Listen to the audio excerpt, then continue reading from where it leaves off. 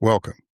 I'm Eric Fleming, host of A Moment with Eric Fleming, the podcast of our time. I want to personally thank you for listening to the podcast. If you like what you're hearing, then I need you to do a few things.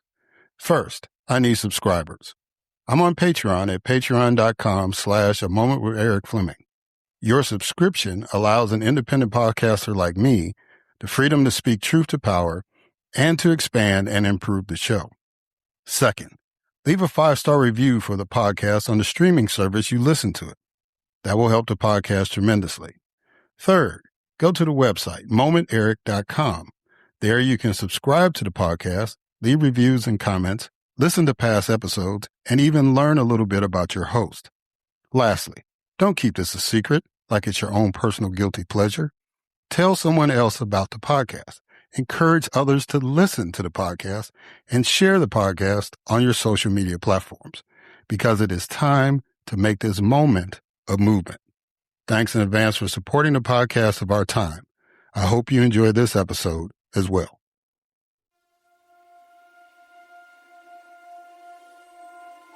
The following program is hosted by the NVG Podcast Network.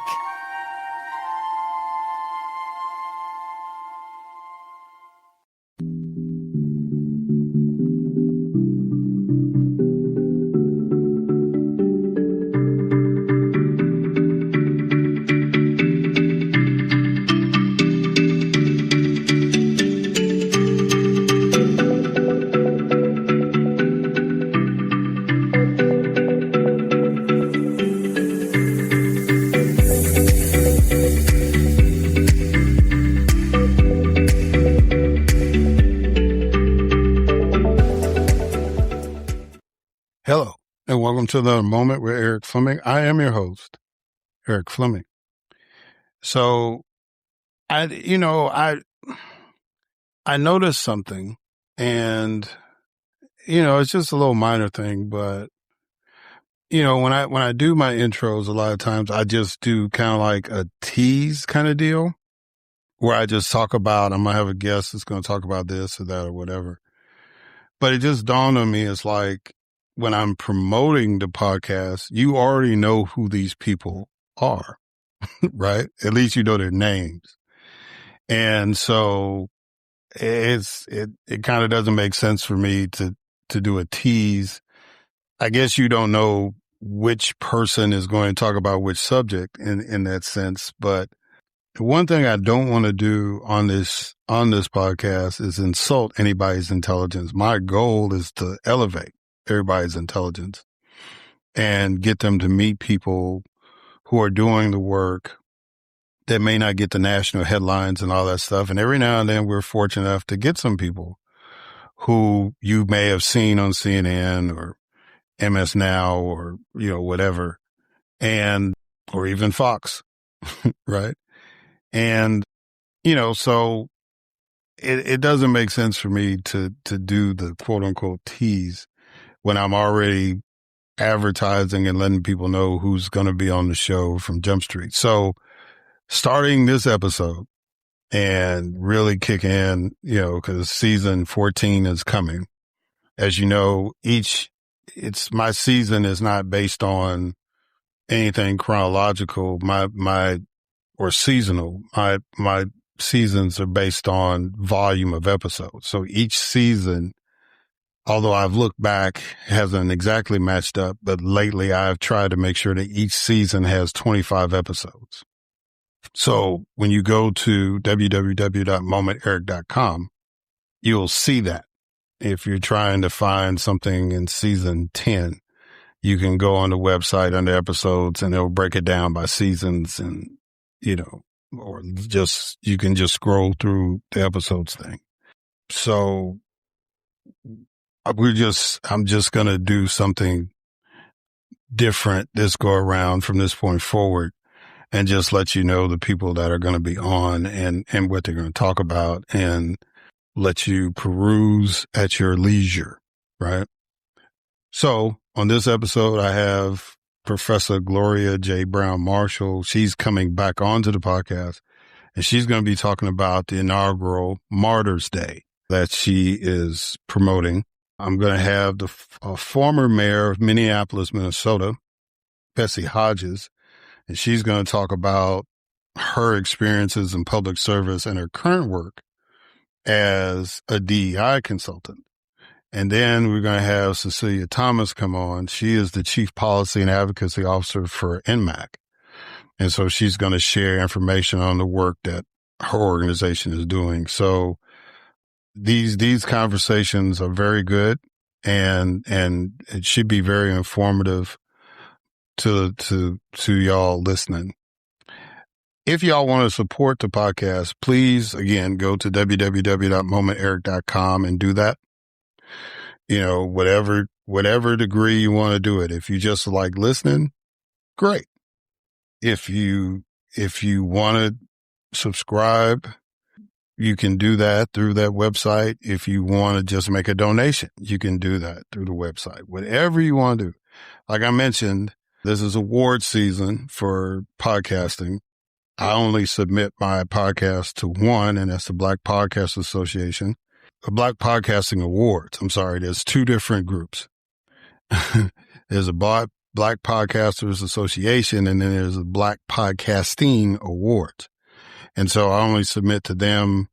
And so, you know, I've put my podcast on for a couple of categories this year, and I usually try to do at least two. And that's my way of supporting the organization, whether I win or not, or get nominated even or not. I support the Black Podcasting Association. Black Podcasting Awards. Slow down, Eric. To support our own, right? This is one of those for us, by us kind of things.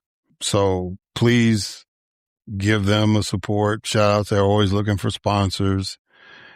And, you know, they've awarded, God, they've been doing this. I think they started like a year after I started podcasting. So it's really, really becoming a big event. They're actually having live award shows now. It had been, because of COVID, strictly on streaming on the Zoom, but now they're actually having live events. So that costs money to do that. So support them. Since I mentioned the Black Podcasters Association, you can also support them as well, because that's the group where we're all in to, you know, build each other up. And those two groups not only, you know, give us a community, but they also offer support. So if you're interested in podcasting, I would hook up with either one of those organizations, because even though it seems like it's a bunch of us out there, I think Black podcasters make up no more than 2% of all the podcasts that are out there.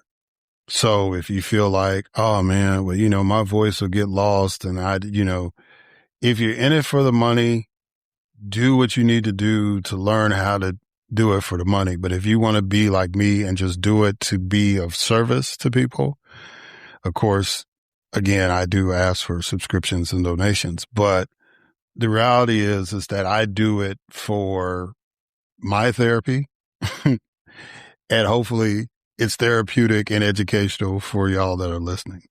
So just wanted to say all that and to kind of set everything up. So now it is time to kick off the podcast. And as always, we kick it off with a moment of news with Grace G.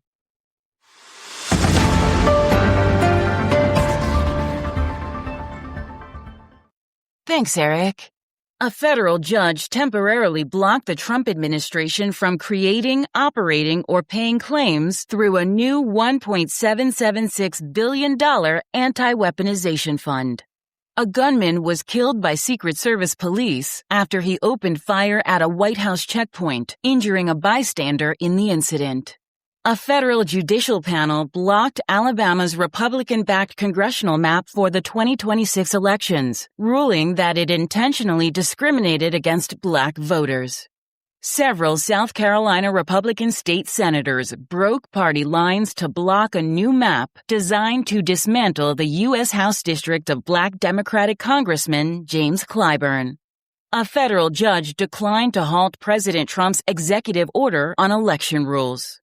Texas Attorney General Ken Paxton defeated U.S. Senator John Cornyn in a Republican primary runoff. In a controversial Texas Democratic primary runoff, Representative Christian Menifee defeated Representative Al Green in a redrawn Houston congressional district. Pope Leo issued the Catholic Church's most explicit apology to date for its historic role in legitimizing, participating in, and delaying the condemnation of slavery. A U.S. judge dismissed an indictment against Salvadoran migrant Kilmar Abrego, ruling that the Trump administration vindictively prosecuted him after he successfully sued to reverse his illegal deportation.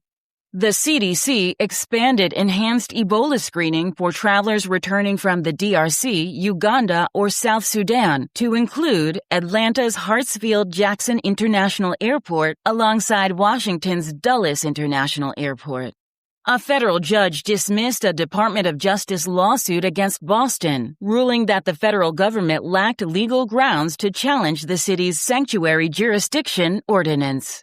The U.S. Supreme Court ruled 5-4 in favor of a black death row inmate in Mississippi, finding that the state courts failed to evaluate claims of racial discrimination. And civil rights lawyer Clarence B. Jones died at the age of 95. I am Grace G., and this has been A Moment of News.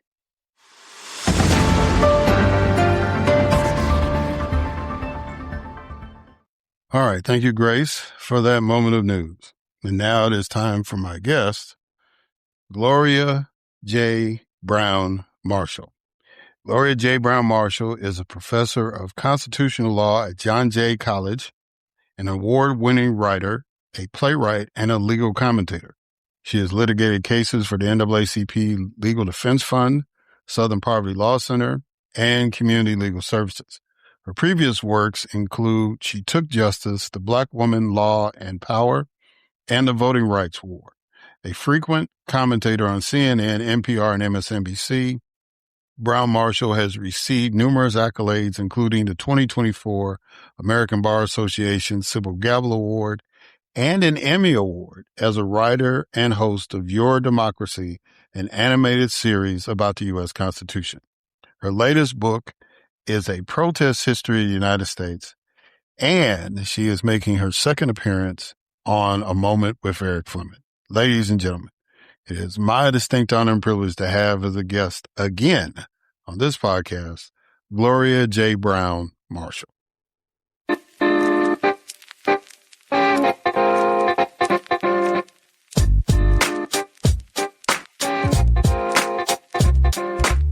All right. Dr. Gloria J. Browne-Marshall. Well, I should say professor. You're a doctor in law, so I guess that'll work. How you doing? I'm doing well. Well, I'm actually a full professor at John Jay College, and I teach constitutional law, racial law, and evidence there. It's one of the few colleges that actually has a law department, so it's really a fascinating place to be. Yeah. Well, it's good to have you back on. And you were telling me about this project that you were excited about.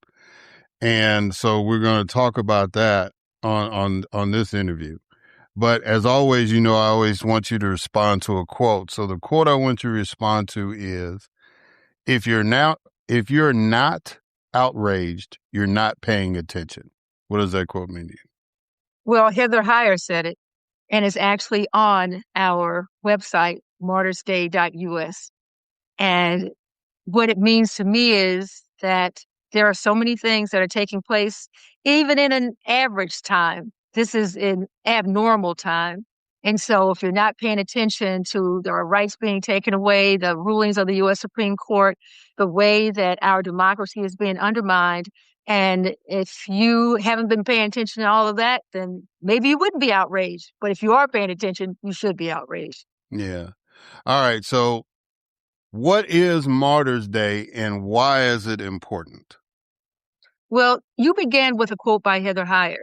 Heather Heyer was a protester who was protesting peacefully when a white supremacist decided to run a car into the group of protesters.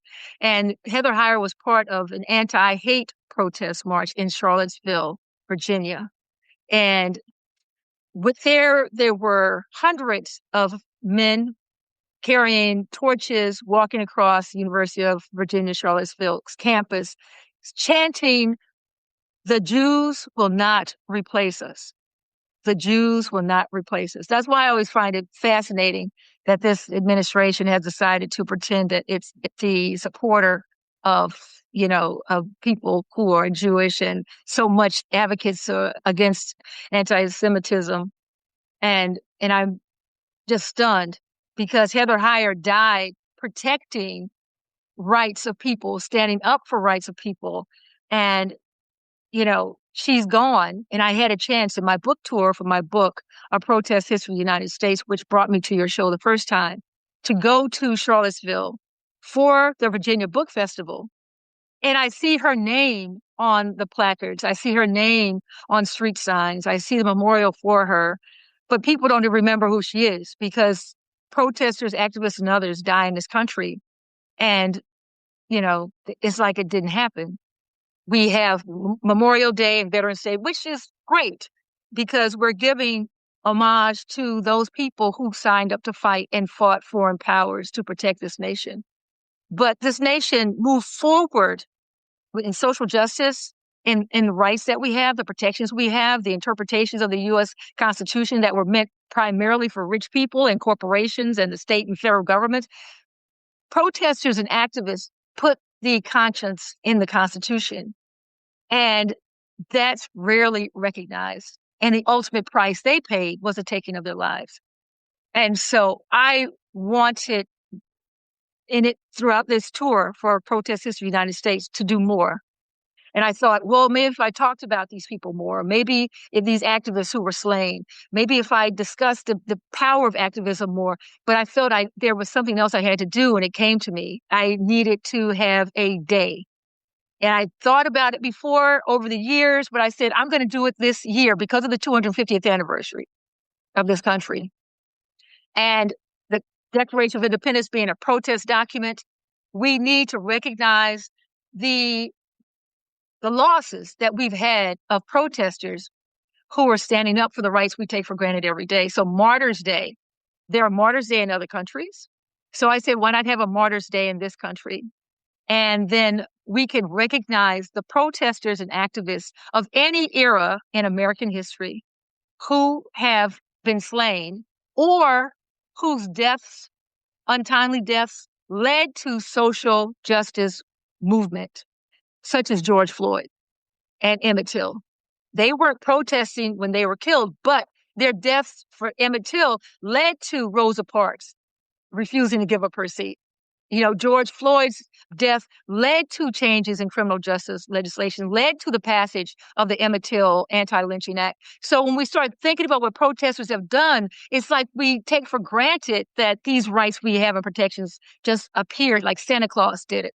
Santa Claus and the Tooth Fairy got together and gave us these rights and protections. But actually, protesters have been doing this throughout the arc of this country's history. So why not this year on the 250th anniversary, add Martyrs Day on July 5th? The day after our Independence Day, the day after the barbecues and the picnics and the, celebrations and the fireworks, let's then take a moment to think of the protesters who also made what we have in this country possible.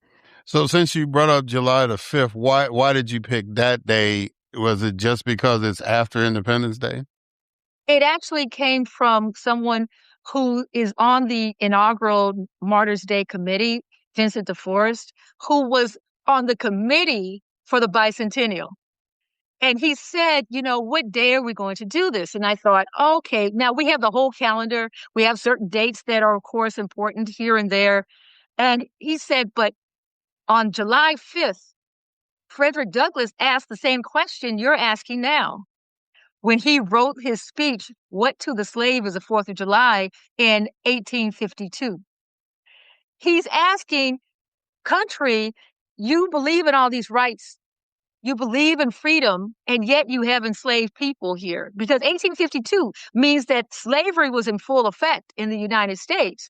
People were being bought and sold, families, just torn to pieces, people worked to death, women assaulted, all these things, horrendous things were going on. And yet people were having their celebrations on July 4th. So on July 5th in upstate New York, in Rochester, he gave that famous speech, What to the Slave of the 4th of July, and asking the question, how can you celebrate freedom when you have people in bondage? And slavery didn't end until 1865. So then the question becomes, how can we continue to celebrate freedom in this country without recognizing the people who lost their lives to have us gain that freedom? Not just those who were in foreign wars, but those who are right here, regular people who woke up one day to go to the grocery store, woke up one day to say, I'm going to protest, who are now dead, or decided to go vote that day in 1965, 1966, and were slaughtered because they wanted to register to vote. So there's so much that, protesters have done. And I just believe that their work helped make this country great as well as the work of other people. And there needs to be a time in which we annually pay homage to them as well. And so that's why July 5th becomes the day. And it works out very well, too, because we're talking about liberty and freedoms on the 4th of July. We're talking about independence. And so we need to realize that the words of the Constitution, I teach constitutional law, the words are there. The words on paper will not make it reality. Human beings had to make freedom of speech a reality. Human beings had to make equal protection a reality. Just because you write a law doesn't mean that law is going to automatically be applied. People still have to be in the mix, still have to make our democracy work, still have to push forward to say that, whether or not it's labor, we have, if you look on the website, martyrsday.us and martyrsday.us, MARTYRS day, martyrsday.us, you'll see we have just a diverse symbol of people who've been slain in this country for doing something as simple as picketing or wanting to get better wages on their jobs. So since we have an arc of time, we start off with Crispus Attucks in the 1700s and go over time where we have people, Harry and Harriet Moore, were blown up in their homes on Christmas Day, just in Florida, Mims, Florida, just because they were registering people to vote.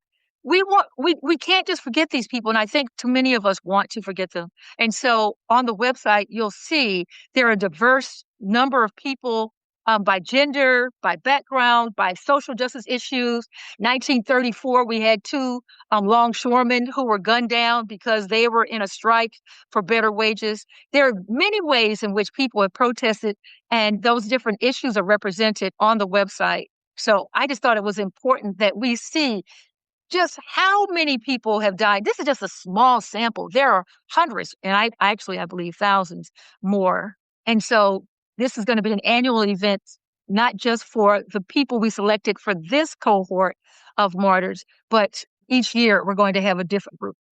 Well, you answered one of my questions before I even asked it, because I was wondering if you were just doing this for the 250th anniversary of the nation, or this is going to be a perpetual thing that you plan on doing. And that's great. That's great that you're going to keep it going. And you also mentioned the list of martyrs that you have on the website, and it ranges from Crispus Attucks to Renee Good. So the question I have to ask you is, and there's really two questions based on this. It's like, one, what is the commonality between those individuals? The push toward positive social change. So that's at the core of this, positive social change. Crispus Attucks, people may not even have known, was an enslaved person who was one of the first people to die for the independence of this nation. He was shot dead, fighting in the very early stages of this nation's effort for independence. Renee Good, as people know, was protesting, and she was actually in her car. She had come from a protest. She was in her car at the time, and when her life was taken by gunshot, but she was had been protesting the denial of certain rights by immigrants in the country, some of whom could have been undocumented. But it was also the question of, were the ICE officials actually carrying the warrants they're supposed to have? And the protesters were trying to find out, did they have warrants to take people, or you're just taking people by force because you can? And so, she ended up dying because she was at that protest, leaving the protest, as a matter of fact. And there's still an investigation that's been halted because people haven't been able to get to the information. But the video that shows that she was driving away, she was not aimed at any of the ICE agents, even though it was said that later. And that happens. There's always going to be different sides to a story, and the government has more resources and better able to get their story out and sustain it longer. But, those people who were there said that she was not aiming her car, trying to hurt any of the ICE agents when she was shot. So, and once again, we have other people who have died at the hands of ICE at protests, but they will be next year. So and this is just right now, if you think about it. So one of the aspects of Martyrs Day that we divided up because of the U.S. Supreme Court decisions, we tell young people all the time, I don't know if you've told us this, but we tell young people died for your voting rights. We say that all the time. So what we wanted to do was actually show the names and faces of people who did die for your voting rights. So it's not just this kind of vague concept that people died. These are the people who did die for voting rights. And we need to understand that those deaths were not some tragedy. Those deaths were intentional. Viola Liuzzo was in her car. She had driven down from Detroit. She had come down to just help with the protests that were taking place in Selma, Alabama, in the Selma to Montgomery March. She was driving one of the voting rights activists to the airport when white supremacists drove her off the road, shot into the car, killed her, and tried to kill the other person who was in the car. It was African-American male. That's the truth of the story. That is American history. And not telling people about it doesn't make it go away. It just pours salt in the wound. But I don't want people to just stop at the death, because I don't want people to say, oh, protest is so dangerous, so why should I protest? Just like driving your car is dangerous and you have car accidents, that happen, but you still drive. We still protest. These lives that were taken were not martyrs because they walked into the battlefield thinking they were going to die. This is the difference. People sign up for military action. They know there's a chance that something's going to happen to them if they're, sent out. But those people who are protesting, and I've protested many times, I'm not trying to sign a death warrant when I go out with my protest sign. I'm exercising my constitutional rights. However, people can be martyred, meaning because they were in those particular situations. Either regular people out there who got angry enough to kill them decided to do so, which is what happened with Reverend Reeb, R-E-E-B, who was a Unitarian minister who had come down for the march across the Edmund Pettus Bridge, the second march. He was walking back to his hotel. He was jumped by a group of white supremacists and beaten to death. Beaten to death. Now, this is a white minister from Cambridge, Massachusetts, who's in Selma, beaten to death because he's there to exercise his constitutional rights and support voting. Why are people there? Because they had been denying Black people the right to vote in Alabama and many other places in the South, but this is in Alabama. That's why he was there in the first place. He was there among hundreds of protesters. So they hadn't signed up to have their lives taken. They didn't lose their lives because they were in military. They're regular people trying to exercise their First Amendment rights and trying to get people to understand the injustices taking place in this country and move the country forward. Now we've moved forward. We've gone forward. Vernon Damer in Mississippi. It's said that it was the sheriff and other people who came to his home and burned his home down with him in it.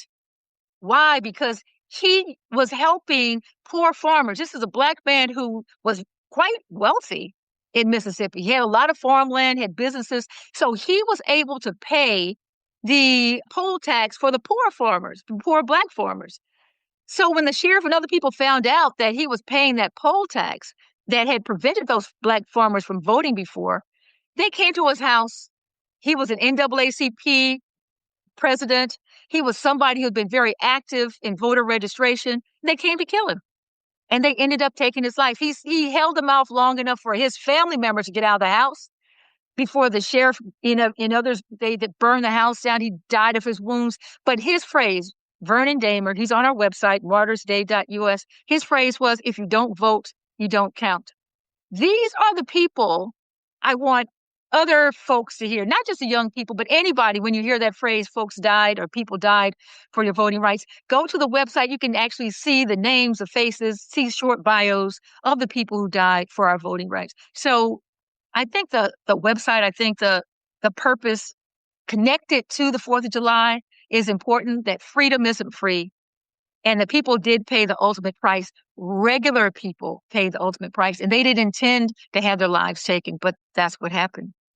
Yeah, as an alumnus of Jackson State University, there's two people that we honor every year, Philip Gibbs and James Green.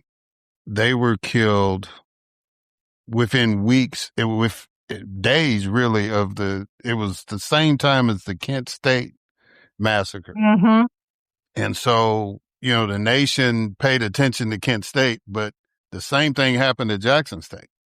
And I remember as a young man, before I even got to Jackson State, there was a classic picture of Walter Mondale and Birch Bayh looking out one of the bullet shot out windows of the dormitory, right where it took place. And and if you go to Jackson State now, you'll still see those panels on that dorm. Of course they replaced the glass and all that, but the panels up under the glass, you can still see where the bullets riddled the place.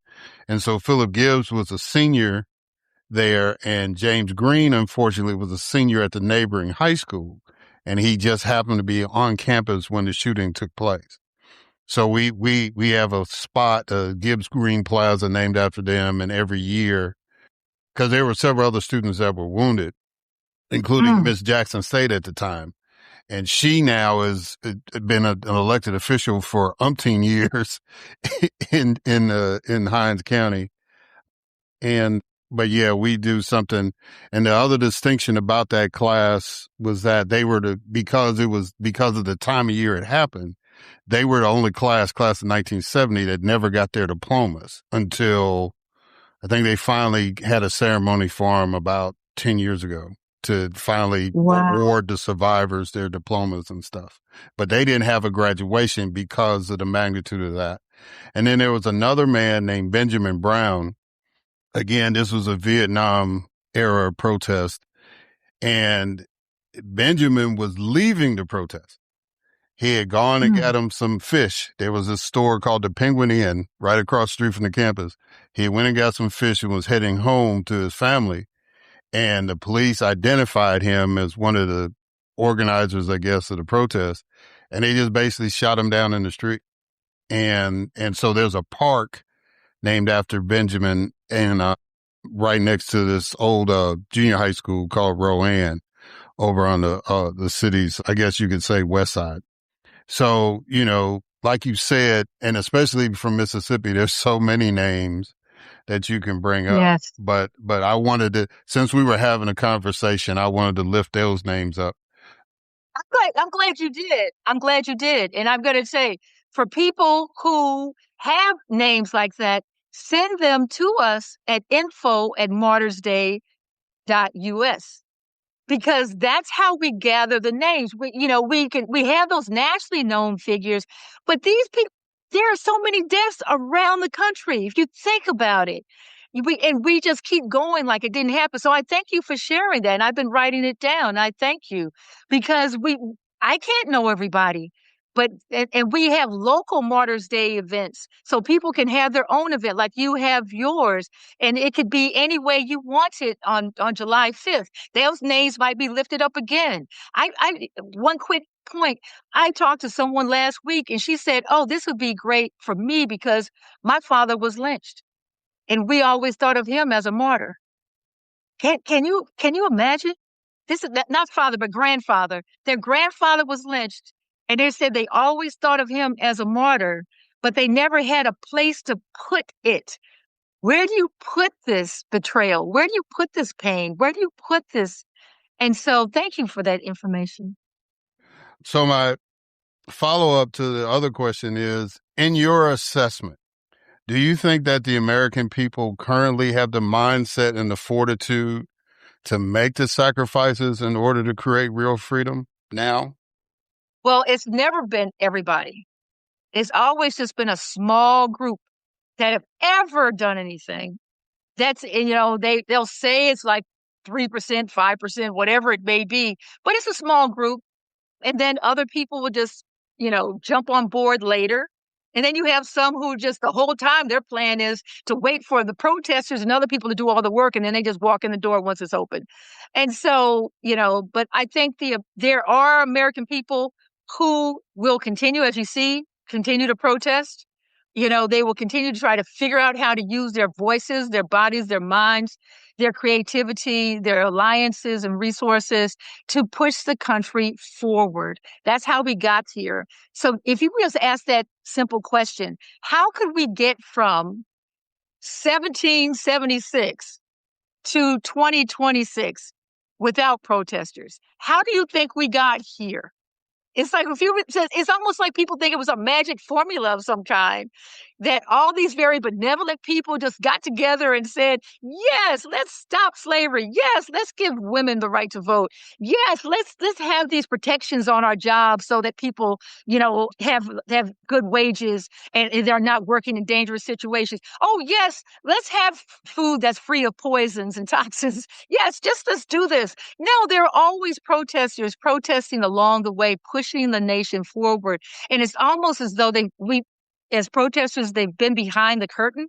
And it's time to open the curtain and actually show there's an engine of people throughout this nation's history that have helped it to grow and go forward and become the nation the world sees it to be. And that didn't happen by accident. That happened by a lot of work, and then there were lives lost along the way. And that's what Martyrs Day is about, recognizing and paying tribute to the lives lost along the way so that we better understand the work that had to be done and the work that needs to continue to be done. But I'm going to circle back to your question for this point. Do we have enough people who have a plan of those rights being protected to go forward? That's my concern. And that's why Martyrs Day is about memory about the martyrs, but it's also about a recommitment to go forward, a recommitment around our democracy, around our diversity, a recommitment around our health, around our literacy, around our communities, so that we can go forward as a nation. Because the people who were protesting weren't protesting just for themselves. Heather Heyer wasn't protesting just for herself. She was a free white woman with a job and a life. She didn't have to do this.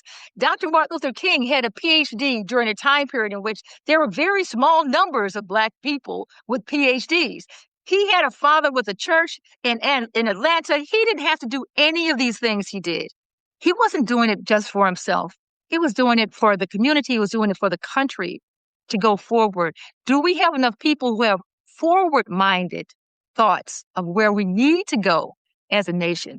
That's going to be an interesting question. I think we do, but they have to realize that now's the time to step up and recommit to forward thinking, not just protesting against something, but protesting for something. Yes, they were protesting against the war, but they were also protesting for peace. So I think that's going to be something, and you have such smart listeners that they can contemplate in the privacy of their own homes and figure out what role they're going to play. And once again, it's martyrsday.us is the website. They can go on and see the martyrs list. And it's, as I said, it's a symbolized list of different issues, time frames, people, backgrounds, but also look at the materials and try to figure out what they want to do locally Our program, national program, will be in New York at Riverside Church. That's the church where Mandela spoke. That's the church of social justice for over 100 years. And so New York City is where it is. And the invitation RSVP is there on the website, martyrsday.us. And also we're looking for community sponsors and other sponsors who want to support this work, because the work, takes money. So people who want to give a contribution, whatever size that might be, we appreciate that as well. We have a 501c3 conduit that we are using, so it would be a non-taxable, tax deductible contribution. But I'm concerned about even the protests we have, whether it's No Kings, American Opposition, any of these protests. Are they protesting just against? What are they protesting for? And these people were dying, protesting for something, for a better country. So I hope that that's part of what folks who are going out to protest are thinking about. Yeah. So you mentioned the big, I guess, the official celebration in New York, but what can one do to personally celebrate Martyrs Day? Here's the thing. We thought about that too. So there are local events. For example, Pittsburgh, Philadelphia, Hyattsville, Maryland, Lewis, Delaware, whether or not it's a big city or a small town, you can have your own local Martyrs Day event on July 5th. So we have information on the website. We have draft proclamations. You can go to your town, your city council, wherever it is, and say, we want to support officially making July 5th Martyrs Day in our town. So we have draft proclamations that people can do for their town, and then they can have a moment of silence. Here's what one town is doing. One town is showing the movie Till and having a discussion afterwards. Another one is going to watch the live stream of the national event and then have their own discussion afterwards. Because it's July 5th is a Sunday, there are Sunday services that are going to have a reading of the names that are on the website and include the names of any local martyrs from their town. So there are many ways. We have one group that they're going to have a moment of silence on July 5th. And so they're just going to take that time out to have a moment of silence and give a silent prayer on behalf of those people whose lives were taken to create voting rights, social justice, the anti-war movement, better working conditions. There are so many ways in which protesters have made our lives better. Taking a moment of silence just to recognize some people did some work and paid the ultimate price for this inside the country, not just in a war outside the country. So those are ways in which people can have their own local Martyrs Day programs. And so we look forward to that. And there's information on the website, martyrsday.us, to look at how you can have your own local program and just ideas. Some people are going to have spoken word. Some people are going to have a little program after their church, so they have the church service and afterwards. And then we have synagogues, whether that's a temple, whatever religious entity that you have, you can use that space on whatever day you want to have some type of program. So it's just a way in which people can make it their own, as they have the 4th of July. They've made it their own in the way they want to commemorate the independence of this nation. People can make it their own to commemorate and pay tribute to those people whose lives were lost in creating the rights we have today. Lives, regular people going to the store for butter and milk, or going out to do a protest thinking that they're just going to carry a sign. And then what happens is, part of history. But it's also because it's so delicate in this country to talk about protests by itself, then to talk about people's lives lost in protests. These people have been left behind in our discussions, and we need to bring them forward. Yeah. Well, and you've been doing a good job of promoting the website, and if people want to reach out to you all about it, but go ahead and just say it again with the website where people can pull up, because I saw that resolution. I didn't know if that was something that was already done, but that was a template. If you want to go to your city and ask somebody to make that proclamation. Yes. Yeah. So go ahead and tell people about the website again and how people can reach out to you or reach out to the organization. The website is Martyrs Day, MARTYRS Day.us. And it's .us, not .com, .us, because this is the first Martyrs Day in the United States of America.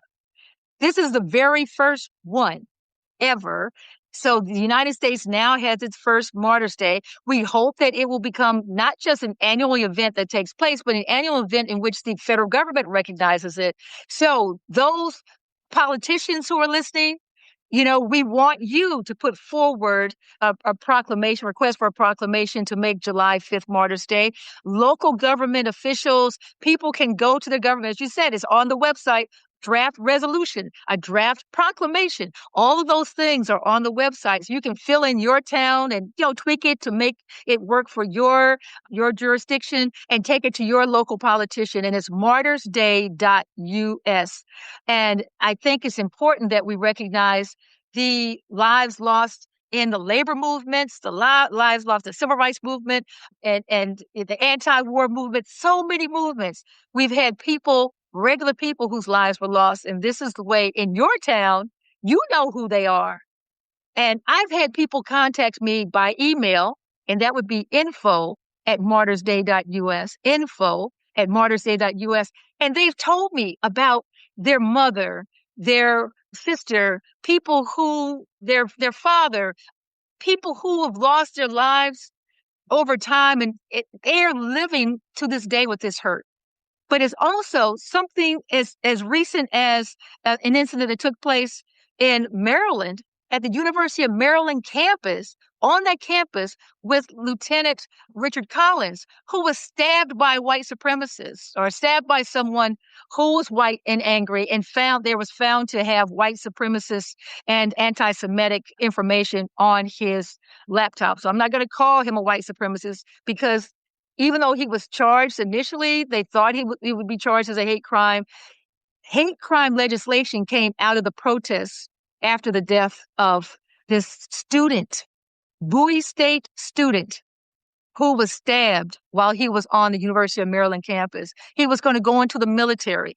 So he's on the website as well, Lieutenant Richard Collins. And this happened recently. This was 2017. So many things happened, and his mom is going to be part of the program that we do at Riverside Church on July 5th here in New York City. But and I'm speaking to your listeners now, who those people are in your town. And it's always kind of hushed up because after it happened, after the lynchings happened, after the shootings happened, it's like it just goes away. But that pain and the hurt and the wound doesn't leave. And this is one of those ways in which it doesn't stop the pain, but at least addresses the fact that there is pain and that these people's lives were lost and are taken. And it gives them a proper place in society as opposed to being hidden away. Yeah. Well, Professor Gloria J. Browne-Marshall, I really, when you mentioned that to me, I really was excited to hear that and to hear you talk about it. I feel the passion.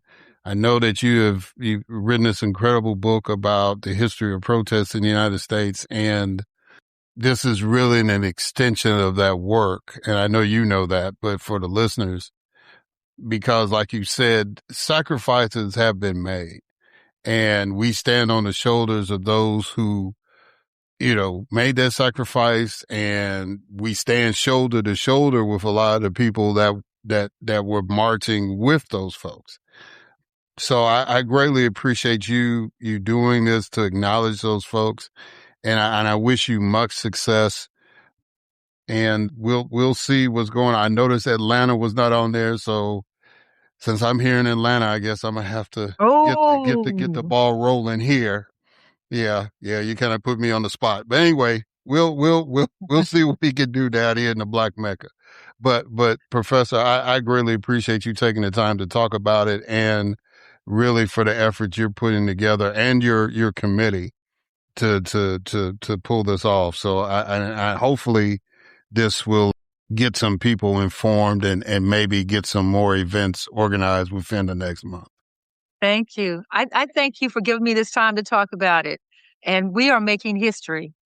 And I feel it, and the ancestors are rising up because these people have been taken from us, but they're not gone, and their spirit is still in this country. And this country can't hide from its past. It's here. So I thank you for giving the opportunity to let people know martyrsday.us July 5th. And go to the website, look under invitation if you want to watch the live stream, if you want to attend. And I'm looking forward to what Atlanta does. Atlanta, what Atlanta gonna do? Yes, ma'am. All right, guys. So we're going to catch y'all on the other side.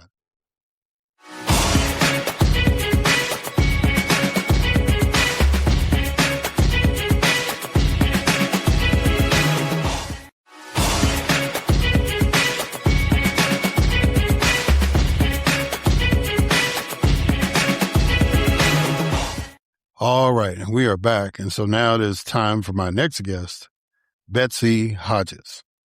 Betsy Hodges was the 47th mayor of Minneapolis, Minnesota. Mayor Hodges currently serves as an advisor to cities, mayors, and the nonprofit and private sectors about how to support progressive policy and improve equitable outcomes for Black, Indigenous, and people of color.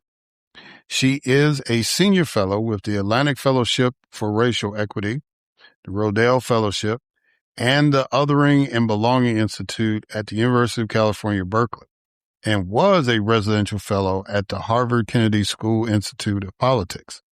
She is a senior advisor to the Mayor's Innovation Project, on the board of directors for the National Black MBA Association and the Center for Good Food Purchasing, on the Elders Council for Race Forward, and on the board of advisors for the African American Mayors Association, the MIT Policy Review Journal, and the Bruce Springsteen Archives and Center for American Music. She has written about politics and race for the New York Times, CNN, USA Today, American Prospect, the Huffington Post, and others. She and her husband, Gary Cunningham, live in Silver Springs, Maryland. Ladies and gentlemen, it is my distinct honor and privilege to have as a guest on this podcast, the Honorable Betsy Hodges.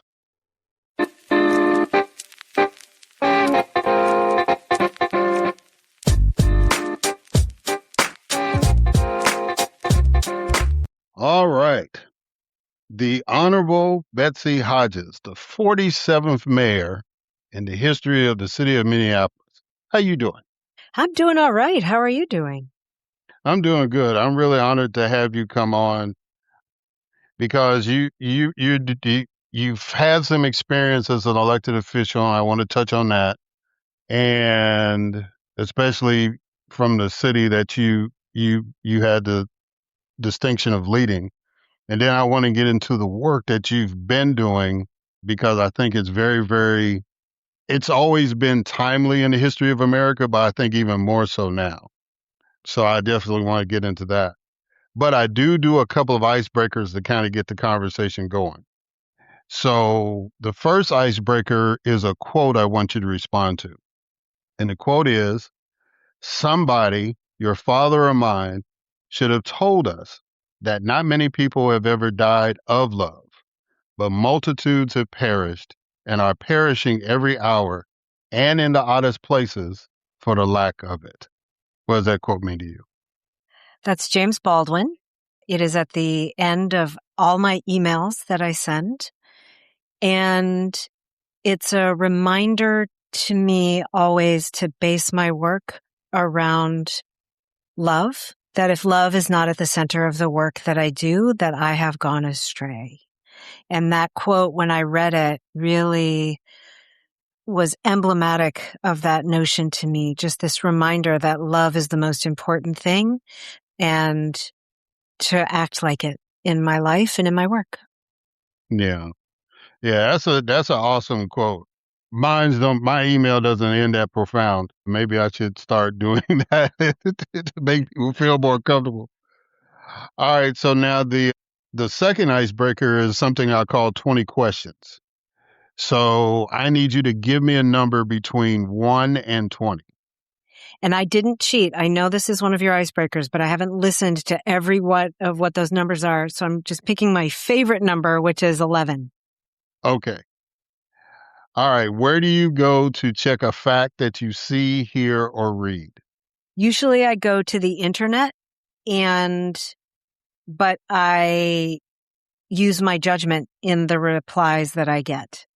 Sometimes if it's a story or something, I'll go to Snopes. If I see something on social media and I see this doesn't sound quite right, I'll go to Snopes and double check it there, for example.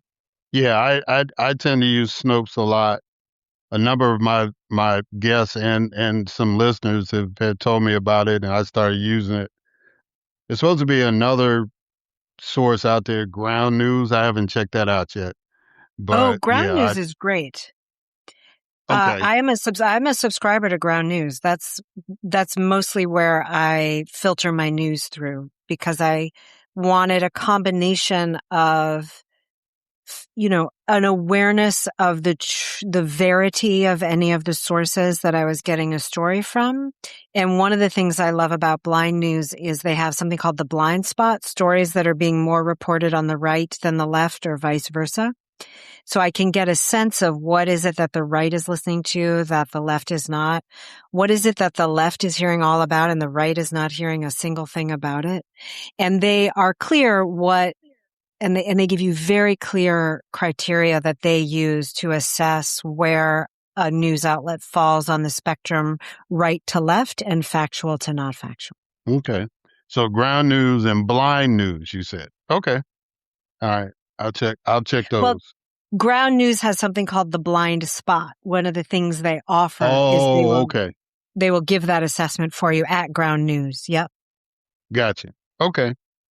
All right. So I like origin stories. So how did a young girl from Wayzata, Minnesota, become a sociology major and then end up being the mayor of one of America's major cities? Let's see. I actually grew up in Minnetonka, but I did go to Wayzata High School, Minnetonka, Minnesota. Okay. If you're not from there, that is a distinction without a difference. But if you are from there, there's a little bit of a difference. But how did I? I grew up both of those suburbs are very wealthy, especially the part I grew up in, very white, middle class, upper middle class, and owning class suburbs of the city of Minneapolis. And I was going to junior high and high school in the 1980s. The Greed is Good, Gordon Gekko, 1980s. And I was very confused about what was going on around me, but I didn't have anyone to fully explain it to me in a way that I could understand. So for a whole variety of reasons, I ended up going to college on the East Coast. I went to an all-women's college named Bryn Mawr, Anasa Kata, to any listeners who went to Bryn Mawr. And I took my first sociology class the spring of my first year there. And I knew I was going to be a psychology major. For a long time, I had wanted to be a psychologist, as young people who've gone through some challenging things often do want to end up being therapists and counselors.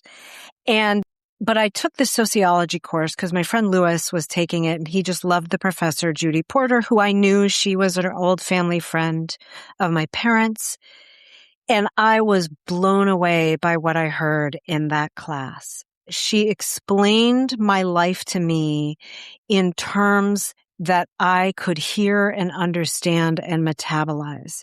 She described how race and class function as systems.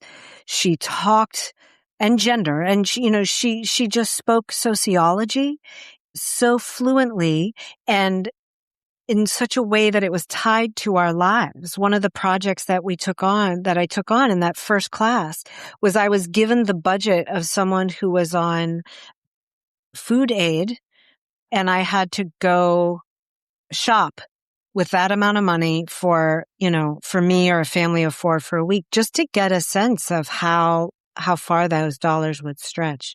That's the kind of hands-on professor that Dr. Porter was. And I immediately understood. I immediately understood the framework and the language of sociology in a way that I had not understood a lot of other things, and ended up adding it as a major. And when I left college, I still thought that I was going to be a psychologist. I had gotten sober after my sophomore year. So I've been sober for 36 years and thought that I was going to be some sort of chemical dependency counselor, and moved to New Mexico for no apparent reason, except I felt drawn to it. And that was a great place for me to go and for me to land. And while I was working at a home for people with major mental illness, I was working the overnight shift. I turned on the news. You know, I'd arrive at 10 and count out the pills and say goodnight to everybody, and they'd go to bed. And I would just turn on late night television. And I found out that the officers who beat Rodney King had been acquitted, and that there were uprisings that were happening in Los Angeles that had started a few hours earlier. And something happened to me that night. I understood. I was just talking with somebody about this earlier today. I understood in that moment that this was a series of decisions white people had made led to this outcome. My people, that this was a white people problem that I was witnessing. It may be other things or not. That's for other people to say. But I understood in that moment that this was a white people problem, that I was a white person, that I had a voice that other white people might be able to hear more easily than they could hear some other voices of people of color, people of the global majority. And I decided that that was what I was going to do. It really was almost a conversion experience that night. So that's what I did. I decided to become a sociologist instead of a psychologist. I applied to graduate school and went to University of Wisconsin-Madison. And while I was there, I worked with and was a teaching assistant for a professor named Joel Rogers, who had recently at that point won a MacArthur grant, a Genius Grant as they're known, for his work on high road policy and his focus in local government. And he made a very compelling case that local government is a powerful place to do social change work. And I took him so much at his word that instead of doing my dissertation, I was working on local political races and eventually moved back to Minneapolis and worked there in, local government and progressive movement, and eventually was asked to run for city council. And I did. When I moved back to Minneapolis, I moved to the white, wealthy part of Minneapolis, in part because that's where my people were, and that's where my leadership could be most effective on the issues I cared about. And eventually, when I ran for mayor, I was explicit in my platform and explicit as I campaigned that I was campaigning on a platform of racial equity. But that's how it happened. Okay. So now, during your tenure as mayor, there were two high-profile police shootings in the Twin Cities area. Jamar Clark was in 2015, and Philando Castile was near St. Paul in 2016. So how did the Clark shooting, I have two questions. How did the Clark shooting impact your tenure while you were there? And what would you have done differently in dealing with the Minneapolis Police Department now that you've been away from? Because and I asked that question because, I think about when I was in the legislature, should I have taken a vote on this particular thing? Should I have been more vocal about this particular issue? So, you just kind of reflect and Monday morning quarterback yourself. So based on that, how did the Clark shooting impact your tenure as far as your agenda and what you wanted to do as far as racial equity? And what would you have done differently in dealing with the police department in hindsight? When Jamar Clark was shot and killed by Officers Schwarzy and Regenberg in November of 2015, following that, there was an 18-day occupation of the grounds of the 4th Precinct near where he had been killed. And managing through that was one of the most difficult things I've done as an adult. Getting to a peaceful end was one of the most difficult things I've done as an adult, one of the most important things I've done as an adult, and one of the most divisive things that has happened on my watch as an adult. I understood. I had come out of the community. It was a very difficult time. There was another, I will add a third high-profile shooting. Justine Damon being shot and killed by Officer Noor in 2017 was also on my watch and very challenging. And so I did my best to govern well. to keep the city from burning down, I was one of the first mayors to use 21st century policing principles to try and guide us through that difficult moment. And there were many advocates and activists and people on the left who were deeply unhappy with how I handled that moment, because I was the head of the chain of command of the Minneapolis Police Department. And I knew that if I just railed against the police, that I would completely lose them and that it would not be useful for anyone. And in 2020, we saw what happens when you lose the police in a moment like that. They don't respond well. And so I governed the best I could through that. I'm proud that there was a peaceable ending, if not a negotiated ending to that conflict. But for the next 2 years of my tenure, protesters showed up to my public appearances. I was surrounded on stages. It was very scary. Just personally, I understood what was happening. That doesn't mean it was supposed to be scary, and it was. And it was a very tumultuous term. But I navigated through that pretty well. And then, in July of 2017, African Somali heritage police officer shot and killed a white woman named Justine Damon in the whitest, richest part of Minneapolis. And, the white folks understandably got freaked out. And the election was a few months later, and I lost by about 600 votes. So it had a big impact. I understood at the time that, I'm a person in recovery. I would literally look myself in the eye in the morning and ask myself if I was willing to do what I needed to do right by the city and keep everybody as safe as possible and get through this well and give ourselves the option of doing better, even if it cost me politically, personally, professionally. And then I would look myself in the eye at the end of the day to see if I could, because if I couldn't look myself in the eye, I had even bigger problems than losing a job. My sobriety would be in jeopardy. So, and you asked looking back, I had already notoriously gotten into it with the police union, from the very start of my tenure, and that continued through the end.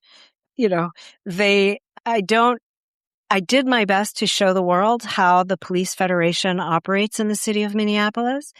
I called the head of the union a jackass at one point. No, I did not call him a jackass. I said he exhibited jackass behaviors, which I think is true. I don't know him well enough to know if he is a jackass, though I have my suspicions. So, I learned a great deal about how race functions by having to govern through those moments, doing my best to have integrity. I could see what my neighbors could not see. My white neighbors could not see. I could see the inside of the systems and how they function and why they function to get the results they do. And I did my best to put policies in place that made those changes. Some of the policies that the chief at the time and I put in place were instrumental in, put body cameras in place, and those were instrumental in the Derek Chauvin conviction and in the settling of the suits against the officers who watched and didn't do anything. So, I would communicate differently than I did around Jamar Clark, and I did communicate differently when I had learned that lesson when Justine Damon was murdered. And that had its own problems because I had learned the lesson when a black man was shot, but I was implementing the lesson when a white woman was killed. And that understandably had terrible optics, but what else could I do? I had learned the lesson, so I implemented. Gotcha. Okay. And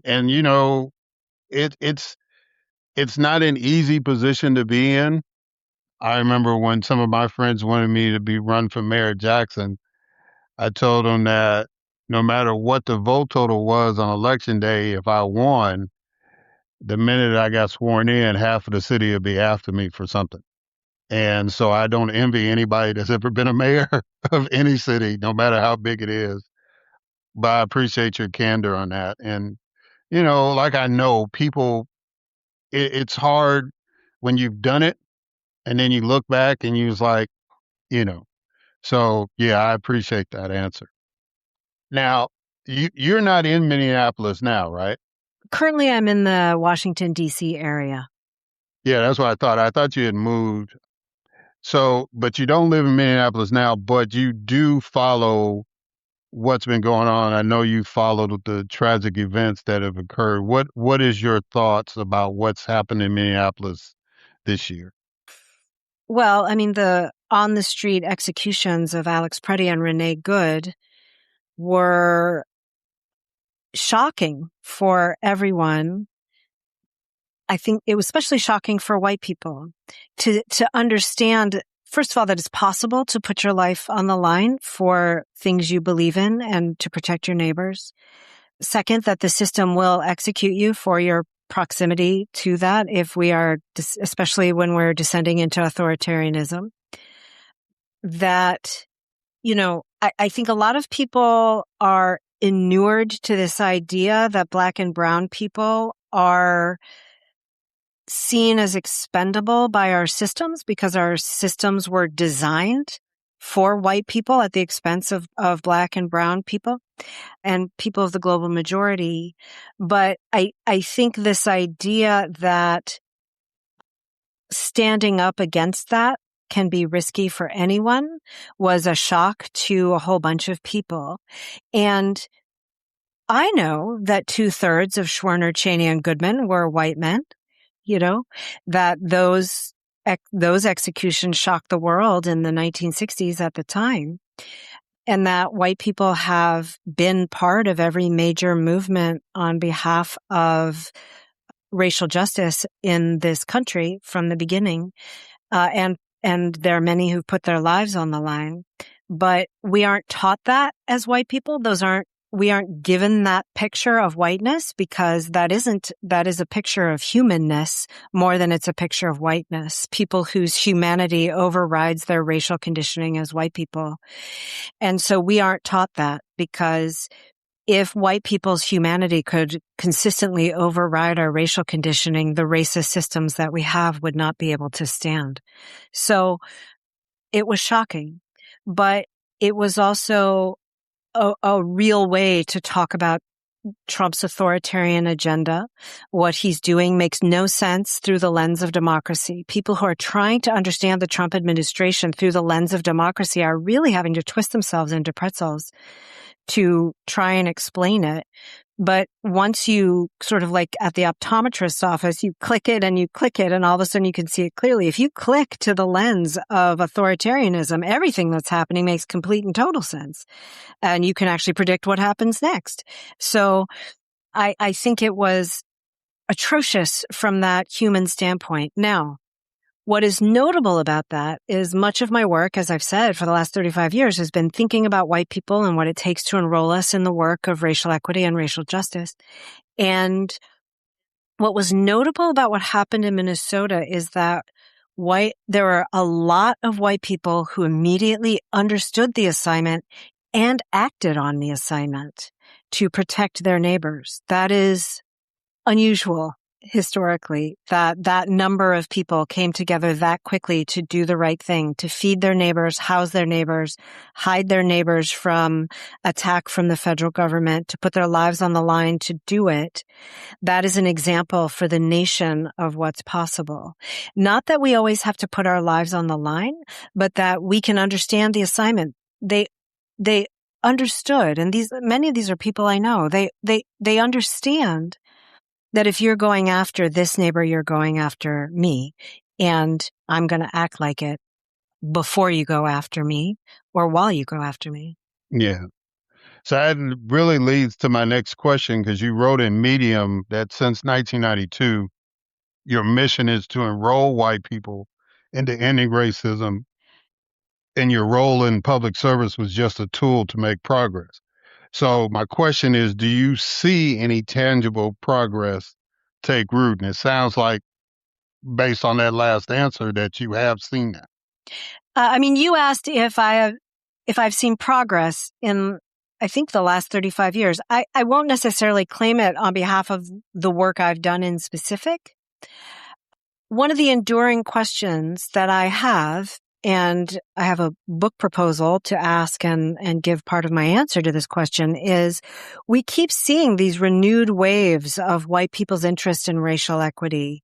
We saw one certainly after George Floyd was murdered, but you can go back. It's cyclical. It's about every 5 to 7 years. There's this big wave of white people's interest in racial equity change that then recedes. It ebbs back, It flows forward and then it ebbs back. And why is it that it ebbs back? Why is it? Because I know so many of these people and I know how much they actually do care. So what is it that's going on there? That is an enduring question. Why is it that we surge forward and then halt? And there's a whole bunch that I think goes into the answer to that question.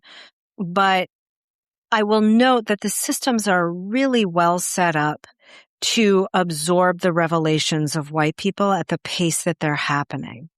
The systems can absorb some number of white people understanding how the system of race works, including our own. We are, part of our racial conditioning is many of us, most of us, I would say, are made very, very ignorant about race and how it functions and how whiteness functions in the world. By design, we're made very ignorant about that. As children, as we learn the norms of whiteness, one of the norms is don't ask, and don't talk. So the system can absorb us opening up our eyes. The systems can absorb us understanding that it's a systemic problem and not just a personal set of feelings and behaviors. And what is needed is to have the number of white people not only understanding what's happening, but taking action on it. And then having the numbers of us doing that exceed the system's capacity to absorb our revelations, because then we can effectively put our shoulder to the wheel of actual anti-racist policy.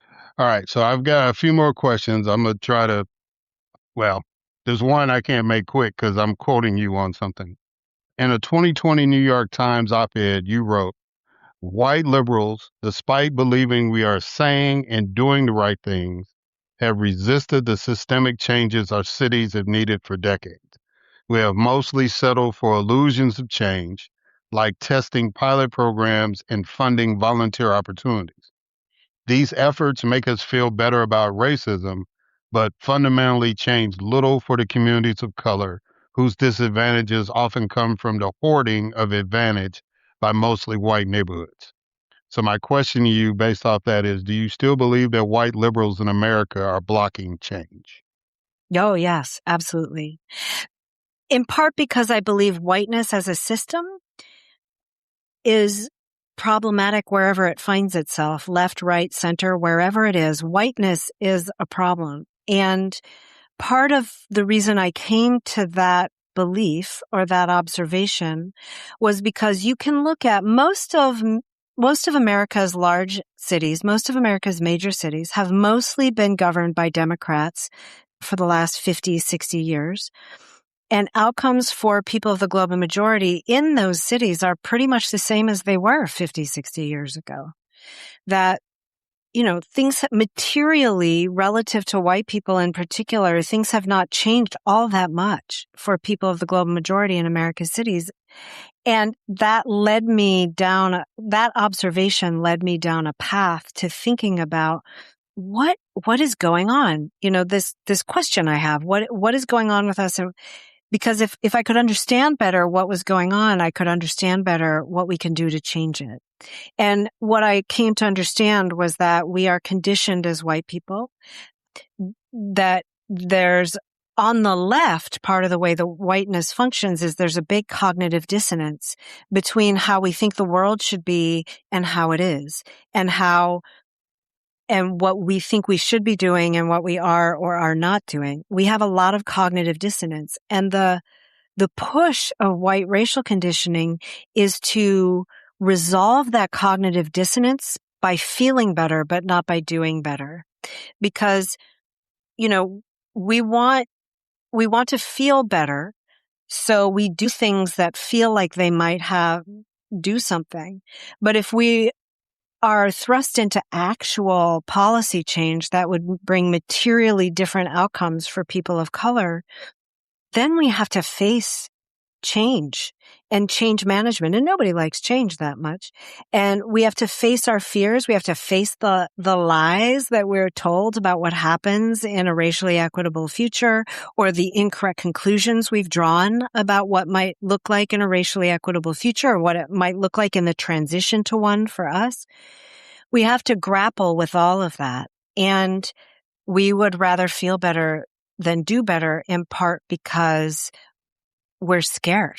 You know, there's a certain part of white racial conditioning is to be made scared about racial change. So do I still believe that? Yes, I sure do. I saw it as council member and I saw it as mayor, you know, that the example I like to give is there would be a whole bunch of white folks, wealthy white folks, who really, really loved the summer intern jobs program that my predecessor started. And it's a great program and it should exist. It's for low-income kids, particularly low-income kids of color. They get placed in a business internship of some kind for the summer. It's great. It gives people a job. It gives people the start of a network and a mentor. It's wonderful. It's also designed to accommodate young people to the system as it is. It's not designed to change the system in any way besides their presence in it. And I saw those same folks lose their minds when the school board would propose changes to school funding that were designed to get better educational outcomes for kids of color. And that's the example that I come back to is this thing does not disrupt the system as it is, but it does make us feel better. This other thing is designed to actually disrupt the system as it is, whether it's a good plan or not. That's what it's designed to do. And these same families would and they wouldn't offer an alternative. They would just object to it. And I could just see that white racial conditioning at play, and that in most of America's major cities, it's white progressives and liberals who are standing in the way of anti-racist policy change for the reasons I just outlined and more. So is that an example of a term that you use, white sodality? Yes, I have taken to using this phrase, white sodality. A sodality is a group that comes together for the benefits of its members. And the word, when I'm trying to talk to white people, the word white supremacy is a non-starter. Even though I understand that people are trying to redefine it as just talking about the system of white supremacy, it is so linked to history of white hoods. And we have done such a good job of telling white people that since the civil rights movement, that racism is a personal feeling and a personal set of behaviors. And if we don't feel that way and act that way, then we aren't engaging with racism in any way. And so it feels very personal if somebody says white supremacy. And I've been in dozens of rooms facilitating, pretty traditional DI curricula at this point, and I've seen it happen over and over. So I don't like using that phrase, but we need something. And the phrase whiteness is okay. I talk about whiteness as a system. I think that's more common. But I was invited to think of a phrase that would encompass all of those structural, systemic, and cultural aspects of whiteness and of race that didn't have the historical baggage of the phrase white supremacy. And so I use the phrase white sodality to talk about that bundle of culture and norms and systemic setup inside all of our systems that are designed to make people think that people of European heritage are superior in some way, including us. We're supposed to think that. And those systems are to get better outcomes for white people at the expense of people of color. Excuse me. So there's this guy running for the U.S. Senate in Kentucky named Andy Barr. And he had a political commercial and he said, it's a sin not to be white. I mean, it's not a sin to be white. And he refers to the diversity, equity, and inclusion initiatives as dumb, evil indoctrination. So how has that mindset been a challenge to the work that you do? That mindset is in part the reason for the work that I do. Because one of the things that white people do with one another is if we're inside the system of race and racism, what you're supposed to do inside that system is take somebody's phenotype, like what they look like, what their skin color, whatever it is, and we're supposed to attach characteristics. We're supposed to divide up the full array of human characteristics. We're supposed to divide them up and then assign and exaggerate them based on race, right? This thing that we've made up based on skin color that is completely consequential, but also completely made up. And what we're supposed to do is we're supposed to conflate the race, the phenotype, the skin color. We're supposed to conflate that and wrap it around all the the small bundle of human characteristics, good and bad, that group is allowed to have, right? That is what racism does, right? That I'm not going to sit here and recite racist tropes and stereotypes. You know what I'm talking about, right? That we white people are trained to think of Black people this way and Latino people this way and Native people that way. But we also think of each other that way, that we wrap up, we take a person's full humanity as just off the table. In a system of race, a person's full humanity is no longer considered. And we do that with each other as white people. So we conflate the racial conditioning we've gone through as white people with who we are as full human beings.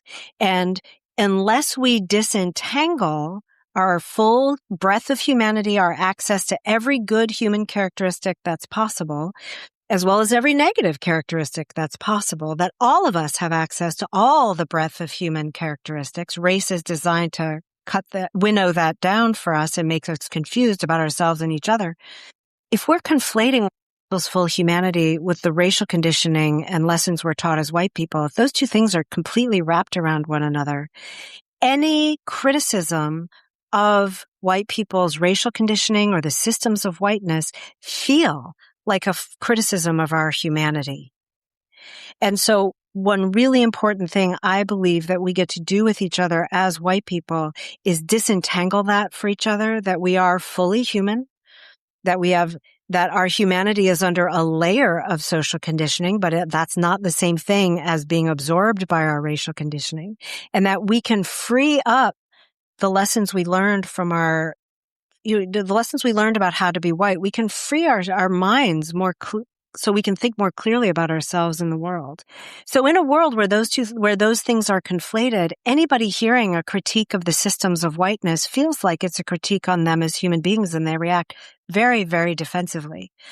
And on the right, they have pathologized that. They have willfully misunderstood, I think, that people are talking about systems and not individuals, but it feels very personal to white people, and it feels personal to white people on the left as well. That's not what's intended, but that's part of, I feel, my work is to help disentangle those two things so white people can hear more clearly and take more clear action so that we can get rid of racism in the world. Yeah. All right. So this is a question I noticed that you ask, or it's a goal that you have set. So what is in it for white people to do the work of anti-racism? Well, I love that question, as you know, and the organization SURGE, Showing Up for Racial Justice, is the largest national organization of white people, organizing white people around issues of racial justice. And they talk about the shared stake model. Dr. Heather McGhee talks about the fallacy of the zero-sum model in her wonderful book, The Sum of Us. We are taught that race is a zero-sum game. We are taught that it's a charity, it's an act of charity for white people to do anything around racial equity, because if racism were to go away, white people would lose so much. And I disagree vehemently with that. I think the charity model is designed to be within the problem of racism because it obscures the fact that we are taught as white people that the comparison set to use is similarly situated people of color, particularly Black people. That if we're doing If I, as a middle-class white person, am doing okay relative to middle-class Black people, then I'm doing okay. A, no, we're not. B, that's a terrible way to look at the world. But C, the real comparison set for white people is a world without racism. And in a world without racism, white people are doing materially better as well as emotionally and spiritually better. Our outcomes in a world without racism, white people would be living longer, have better health. There'd be more money in our pockets. Our kids would be getting better educations. We sacrifice a lot of good outcomes for white people in the name of racism, in the name of getting better outcomes for white people. It's a complete tautology. It makes no sense. So if we work toward a world without racism, white people are better off in that world. We are giving up a great deal materially, as well as what it does to our experience of our own humanity, our capacity to be connected to the full breadth of people in the world, as well as each other and ourselves. Most of what we're going to lose, we've already lost, and we get to reclaim it through doing anti-racist policy change work.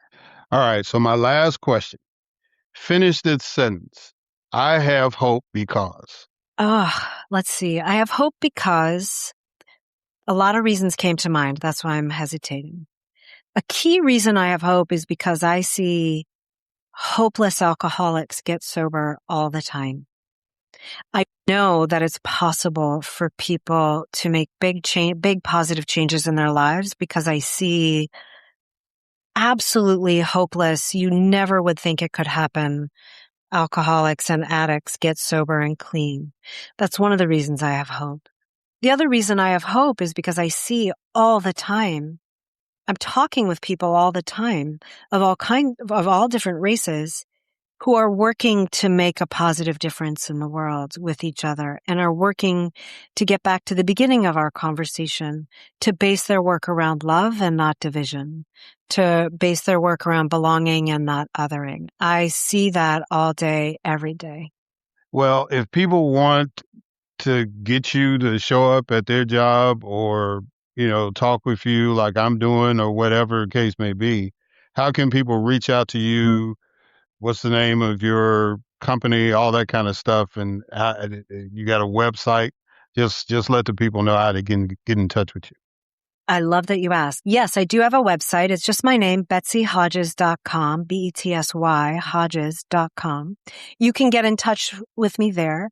You can also find me on LinkedIn at Betsy Hodges, on Threads and Instagram, Betsy H11, the numeral 1 and the numeral 1, Betsy H11, as I said, it's my favorite number. Or on X, occasionally these days, you can find me at Betsy Hodges. And I post a lot of information and a lot of videos there for people who want to learn more. And all of those ways are easy ways to get in touch with me. And I look forward to connecting with people because this is my mission and my passion. Well, Mayor Betsy Hodges, first of all, thank you for doing this. Let me be one of the people to congratulate you on your journey of sobriety. I also want to thank you for your public service. And I am really, really honored to talk to you and to know that you are out here doing this kind of work. I know it's not easy work, but somebody has to step to the plate and do that. And I'm really, really honored and pleased that you have taken the initiative to do that. And it's just been really, really cool to hear how because I like when I talk to people, I like to talk about and find out their journey, how they got to this particular place. And, I wish you much success because Lord knows that we need it. Well, thank you so much. And I'm very honored that you asked me to be on your podcast. So thank you very much. I really appreciate it. And of course, I always appreciate a chance to talk about what I think could help in the world. So thank you. All right, guys. And we're going to catch y'all on the other side.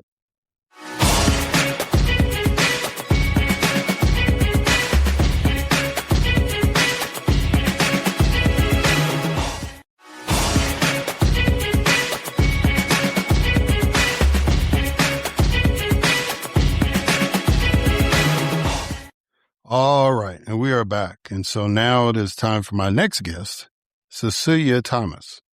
Cecelia C.C. Thomas is Chief Policy and Advocacy Officer for NMAC. In this role, Cecelia leads NMAC's advocacy around HIV, AIDS, and other public health issues, including funding for prevention. Most recently, Cecelia served as Senior Government Relations Manager at Trust for America's Health, where she performed similar advocacy, and Manager of Legislative Affairs for Planned Parenthood Federation of America and Planned Parenthood Action Fund. At PPFA, Cecelia advocated to protect federal funding for health centers, implemented PPFA's legislative strategy, and co-led the National Sex Education Coalition. Prior to her time with PPFA, Cecelia was a senior advisor in the U.S. House Committee on Oversight and Government Reform and the Associate Director of Oversight at the U.S. Department of Commerce Office of the Secretary. She has also served on the staff of the U.S. House Committee on Veterans Affairs and the office of Senator Bernie Sanders. Cecelia received her J.D. from the Fordham University School of Law and graduated cum laude from the University of Michigan with a degree in political science. Ladies and gentlemen, it is my distinct honor and privilege to have as a guest on this podcast, Cecelia Thomas.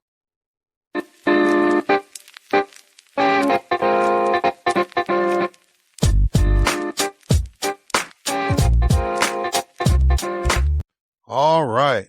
Cecelia Thomas. How you doing, sister? You doing good? I'm doing well. How are you? I'm doing great. Just ready for a lot of this madness to end, but I'm pushing through pretty good. And I'm going to talk to you about a little bit of the madness because you work in Washington, you work on the Hill, you actually did work on Capitol Hill too. So I want to kind of talk to you a little bit about that, but I really want to talk about the organization that you represent, which is NMAC, and get into the good work that y'all are doing. But first, I do a couple of icebreakers to kind of get the conversation going. So the first icebreaker is a quote that I want you to respond to. And the quote is, "The fight for equity remains as urgent as ever." I mean, that quote is right on point. I mean, there's no other way to respond other than the fight for equity has been ongoing since the beginning, since we got here. And by we, people of color. But as we are seeing now, the fight for equity is at a high because the rights and the freedoms that have been fought for, the fact that I can be sitting here on a podcast with you in the position that I'm in right now, are being rolled back. And so it's hard for a generation that didn't see the before to now be seeing the cutbacks. And that's going for, my generation and the generations that are below me. So that is even more the reason why people like myself do this work. Not so much even for ourselves, but for those beneath us that are going to have to live with knowing that there was a world where there were some freedoms that were now being taken back. And so that's why we stay in this fight. Yeah. All right. So now the next icebreaker is what I call 20 questions. Oh, boy. Yeah. So I need you to give me a number between 1 and 20. Let's go with 12. 12. What advice do you have for recognizing fake news and propaganda, misinformation, disinformation? What advice do I give? Well, I think something that I have learned now is if it sounds outlandish, it probably is. If you're looking at a number and it's like, that looks a little high and that doesn't really make sense, I think that is probably a flag that this may not be true. And so I have always been like, what is the source? And so we have we're now in a position in our world where people just say things and there's no source, there's no site. It's like, I saw a YouTube video. If it sounds outlandish, it probably is. That's my first bit of advice. Okay. All right, Cece. So when you enrolled at the University of Michigan, Was your mind made up that you were going to major in political science? Oh, I love this question. So, no, it was not. I got to University of Michigan thinking I had an idea what I wanted to do. I knew I loved history, but I also knew that that probably wasn't the biggest moneymaker. So I go, and one of the things that influenced me was the affirmative action decision that took place I graduated in 2005, so it had to have been 2003. So a bunch of us got on the bus from Ann Arbor to Washington, D.C. to protest outside of the Supreme Court. And this was, the fight for affirmative action, which has now been undone since that time. But at the time, the ruling was largely in our favor. So Michigan was the test case where the case was brought. And so a lot of the activist groups basically just put us on a bus for one day. We went all the way through the night, got to DC, protested, and these are the things you can do when you're 21, and then just got back on the bus and came back to Ann Arbor because we didn't have no money.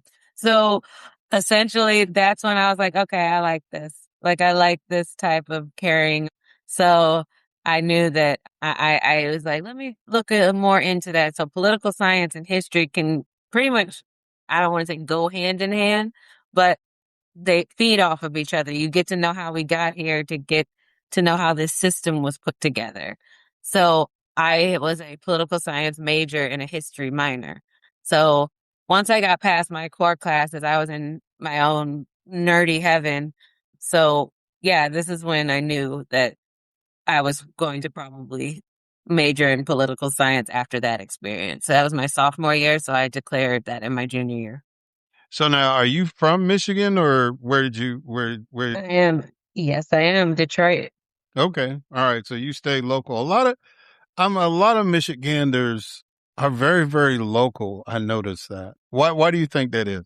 You mean when, going to Michigan, or Well, I mean, because like, I live here now, I live in DC now, but yes, a lot of us, you mean like when we graduate or just, yeah, it's what I've noticed is that, especially like if they're in Detroit, Flint, Lansing area, a lot of y'all will y'all would stay in Detroit and then go to college. And then you'll branch off somewhere else if you decide to go. But a lot of people, especially those I've noticed like in politics, they just stay. It's like, okay, I'm here. They might travel the world and all that, but they're going to stay in Detroit. So I just wondered what is the appeal of staying close to home all the way through college for a um, Michigander? for us, I think, well, first, just to shout out my hometown, Detroit is a very unique and wonderful place. So if you grew up there in the 90s and 2000s, you know how unique it was. So for all of the issues that the city has had, it really does teach you a lot, and it binds you kind of with community. When you don't have a ton, you have community. So that is how we are such if you talk to someone from Detroit, you're going to know we're from Detroit very quickly. So that's part of it. And then you have, like a top rated school just right up the street. And then you have Michigan State about an hour and a half away. So, an hour and a half from Michigan. So Michigan's 45 minutes to an hour. Then you have, just an hour and a half up the road, you have Michigan State. So it's and for those of us where money is a concern, why go anywhere and spend money you don't need to when you're getting a quality education? Then you also have Eastern Michigan down the street from Michigan. So you have a lot of good schools in the area where, especially for people like me and my friends, where, money was an issue and we needed to go somewhere that was affordable, but also could take us to the next level. And University of Michigan, a proud Michigan alum. Everyone who knows me knows that it was right there. So that's why we stay local largely. Yeah. Okay. Cause see, I'm from Chicago, and I say Chicago's like a half and half city. Like half of us will stay and go to college, but the other half, like act like we're ambassadors. We're just going to go out in the world and it goes somewhere. I went to Jackson State, but about half of my class went to some school in Illinois. So cause it's been other people I've had from Michigan on the show. And when you go through their background, it's like, oh, they just never left. Okay. All right. That's Yeah. cool. How did your path in politics lead you to become a lobbyist? Oh, so we only have so much time, so I'll give you the quick version. But my path in politics. So after law school, I went to a law firm. And when I graduated law school, it was 2008. So hold that date in your mind. So when I started my job at the law firm, it was the day Lehman Brothers crashed. So I, they were like, everything is fine. Everything will be okay. Now we know that was not true. So then I was laid off several months later as everything was collapsing in New York City. And I think I should probably mention that I was at Fordham University. So from University of Michigan, I went to law school in New York, which was great. It was wonderful. But then the economy collapsed and I was like, what am I supposed to do? So from there, I went to, after many months of looking and trying to figure out my life, I came down to DC to take an internship with Senator Gillibrand from New York State. And that was my intro. So I went from being an associate at a law firm to being a legal intern within a few months. So I was like, okay, well, this better work. I'm coming down to DC from New York with a lot of nothing. So like, this better work. And it did. I got my internship. And then within a couple months, I started my first job with Bernie Sanders as a legislative correspondent. And I worked my way up from there. So from that point, I spent the most of my time with the House Oversight Committee under Congressman Elijah Cummings from Baltimore. And he became my mentor and, a boss and all the things. And, we could do a whole podcast on him alone. But that experience, that 5 years is really what shaped me to start moving into advocacy. So I had that job 5 years. Then I went and did oversight for the Obama administration for the Department of Commerce. Then Trump won. So here we are. And I skipped a lot of stuff along the way. I'm just giving you the high level, but so now I'm out of a job again. And so now I'm like, what am I doing? They have a trifecta, much like they have now, except I didn't have the resume that I had, that I have now. So I am out of work for about 6 months and looking for work. And thankfully, Mr. Cummings lets me come back. So I'm not completely out there, but I basically then start looking for advocacy jobs, and I got my job at Planned Parenthood. And that's during Trump won, and that's when I started my lobbying career. Yeah. Yeah. Well, that was the right time to be at Planned Parenthood. It seemed like during that first administration. So, like you said, you worked on Capitol Hill for a number of years. What is the most glaring difference you see now as compared to when you worked there? The glaring difference now is there is absolutely no real working together. And not that it was great when I was there, because I was there during the rise of the Tea Party. So this is when we started seeing the gridlock that we're seeing now, but it wasn't to this level. Now we have reached a point where if you say X, I'm going to say Y just reflexively, because that's just what it is. And now with the rise of Trumpism, and now we're seeing what's happening in these midterm elections, now if you speak out in any way against the president, he will come for your career. So, we have a lot of rank and file just in the last 2 weeks considered rank and file now. They would not have been considered rank and file. They wouldn't have been considered kind of mainstream Republicans 10 years ago. They are very conservative, but now they just weren't MAGA enough. So they have lost their seats, right? just the other day, Bill Paxton won against, the current sitting senator. So at the same time, we're looking at, if you don't back me 100%, I'm going to come for your career. And so that has definitely made a difference. That was not the case when I was there years ago. So how much of a challenge has the current political climate been to your work as a lobbyist? It's been a challenge because you are trying to cut through a lot of the noise with just sound policy. And what that means is you're trying to talk to the other side of the aisle about things that they may agree with.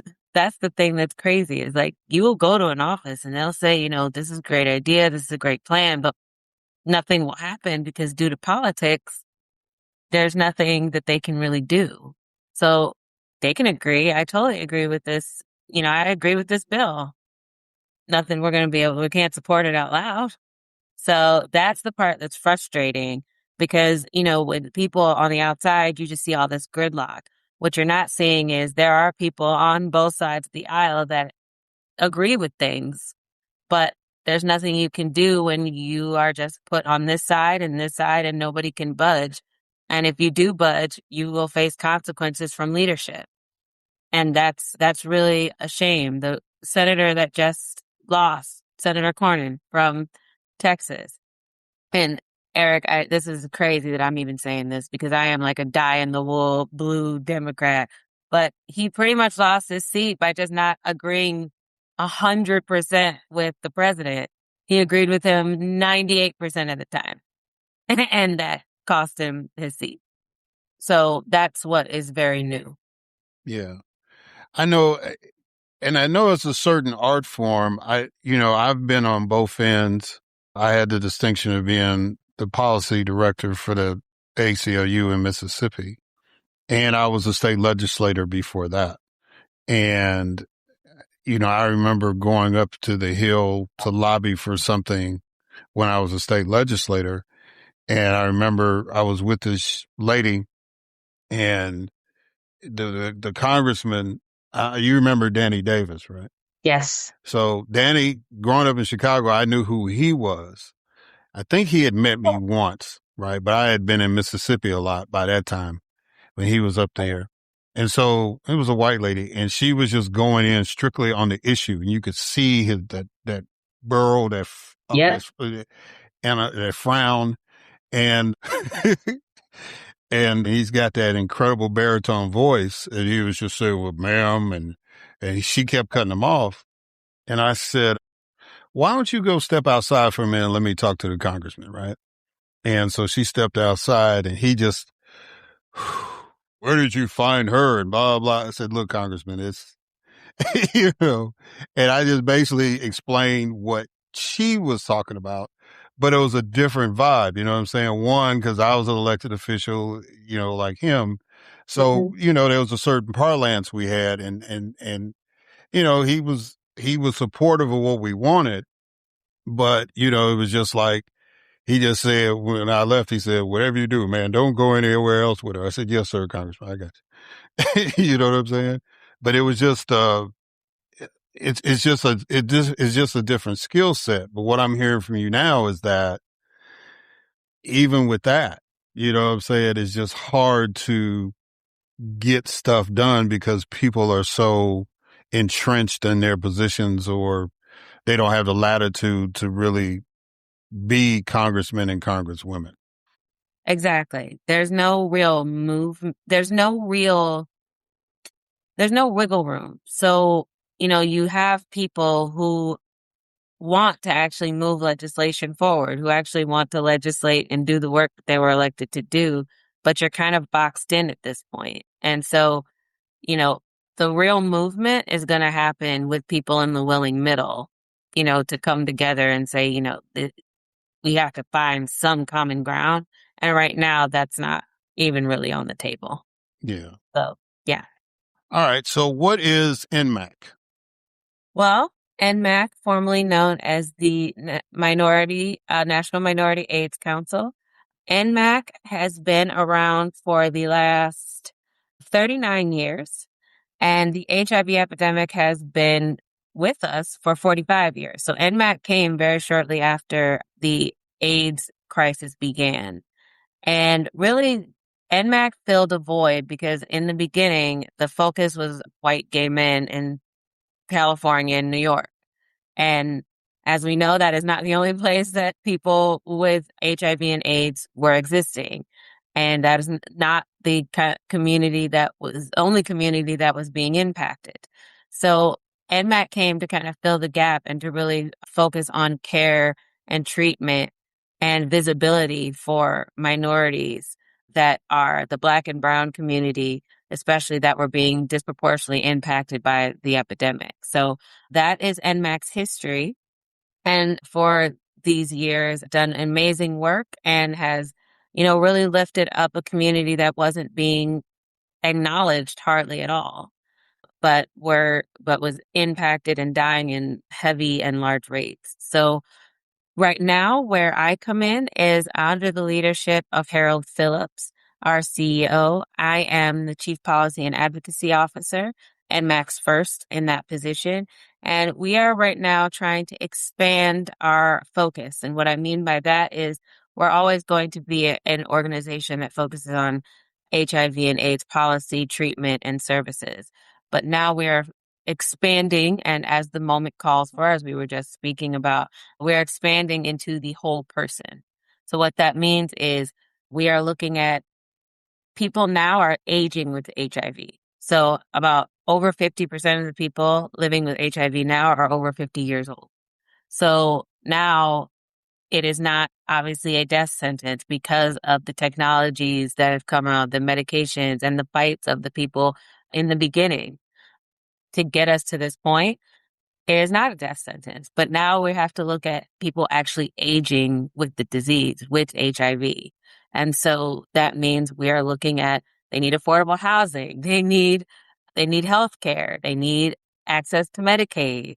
They need funded treatment programs such as Ryan White. So there's a lot of things that people aging with HIV need. And also, as we look at public health, vaccinations. So we are literally coming together with other movements to really to amplify our message, but also amplifying the messages of these other movements because we're kind of all in sync. We all want Medicaid to stay intact. So that's not an HIV or a vaccine thing. That is all of us. So in a time like this, when things are what they are, we have to be kind of singing in one voice to make our voices heard because the attacks are impacting all of us. Yeah. And, I'm a little bit older than you, and I remember the big deal when Magic Johnson contracted HIV and the fact that he was able to still play basketball and he's lived a full life. That was just to paint a picture. That was such an anomaly, right? Cause it was like we were growing up and watching people instantly die from this disease. And then, but now, like you said, 45 years into it, now you actually have basically senior citizens that have lived with the virus for their lives. So I know that's been, how much of a change has that been? I mean, is it, but just kind of explain how it's transitioned to something that can be treated as opposed to an instant death sentence. Well, now we have, many medications that keep HIV manageable. And so that your viral load does not skyrocket and go into AIDS. So that's where we are now. And that's due to a lot of the pioneering efforts of the people of ACT UP and the early movements of just forcing folks to pay attention to a specific community that was being disproportionately impacted.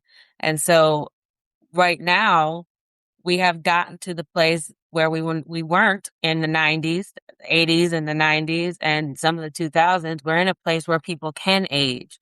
But the reason for that is because of advocacy. And the reason that we will be able to stay and get to a place where hopefully we can end the epidemic is through advocacy. So where we are now is people are like, oh, well, people are aging with HIV. So it's obviously not that big of a deal. Obviously, I've had someone say, like, is that still a thing? And yes, yes, it is. And what you're seeing with someone like Magic, who, by the way, is one of NMAC's biggest advocates and one of definitely a wonderful partner of ours. So we very appreciate his insights and his impact on the organization.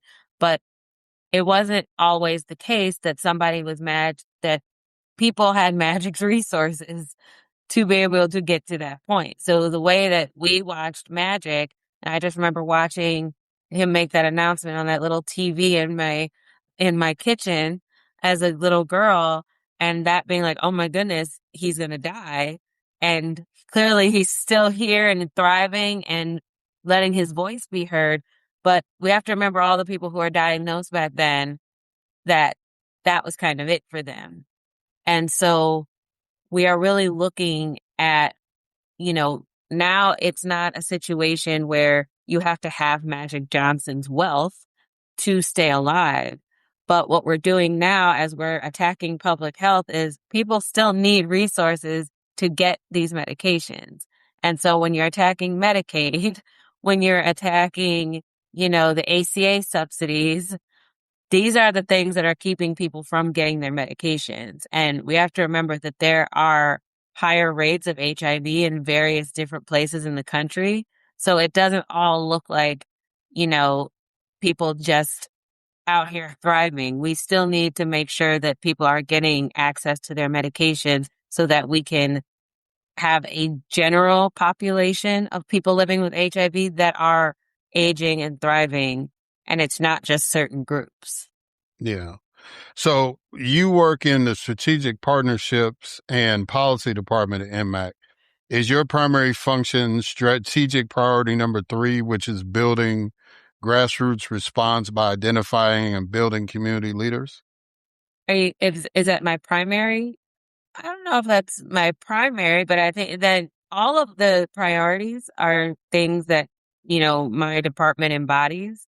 And that is one of them. So at this point, we have we have now our first state policy position. So NMAC is a national organization, but now we're going into states and trying to offer our assistance, working with people on the ground, because where we are nationally and federally is a bit challenging. So when we're building leaders, I say that to say now that we're going into states, we're trying to, start working with volunteers on the ground level, especially in states that have a bit more problematic legislation around HIV policy. So what we're doing is we are trying to build young leaders through volunteer programs and whatnot. So that's something that my department is starting. But really all of the strategic priorities we embody in some capacity. And that's really, when we created them, we wanted to make sure that every department in some way embodied each of the priorities. But that's really one way we're doing that. And then also just building advocates on Capitol Hill. I mean, some people, they say, we're all for HIV policy. We just want to know more. And so that's how you build champions. So that's also part of our strategic priorities. Yeah.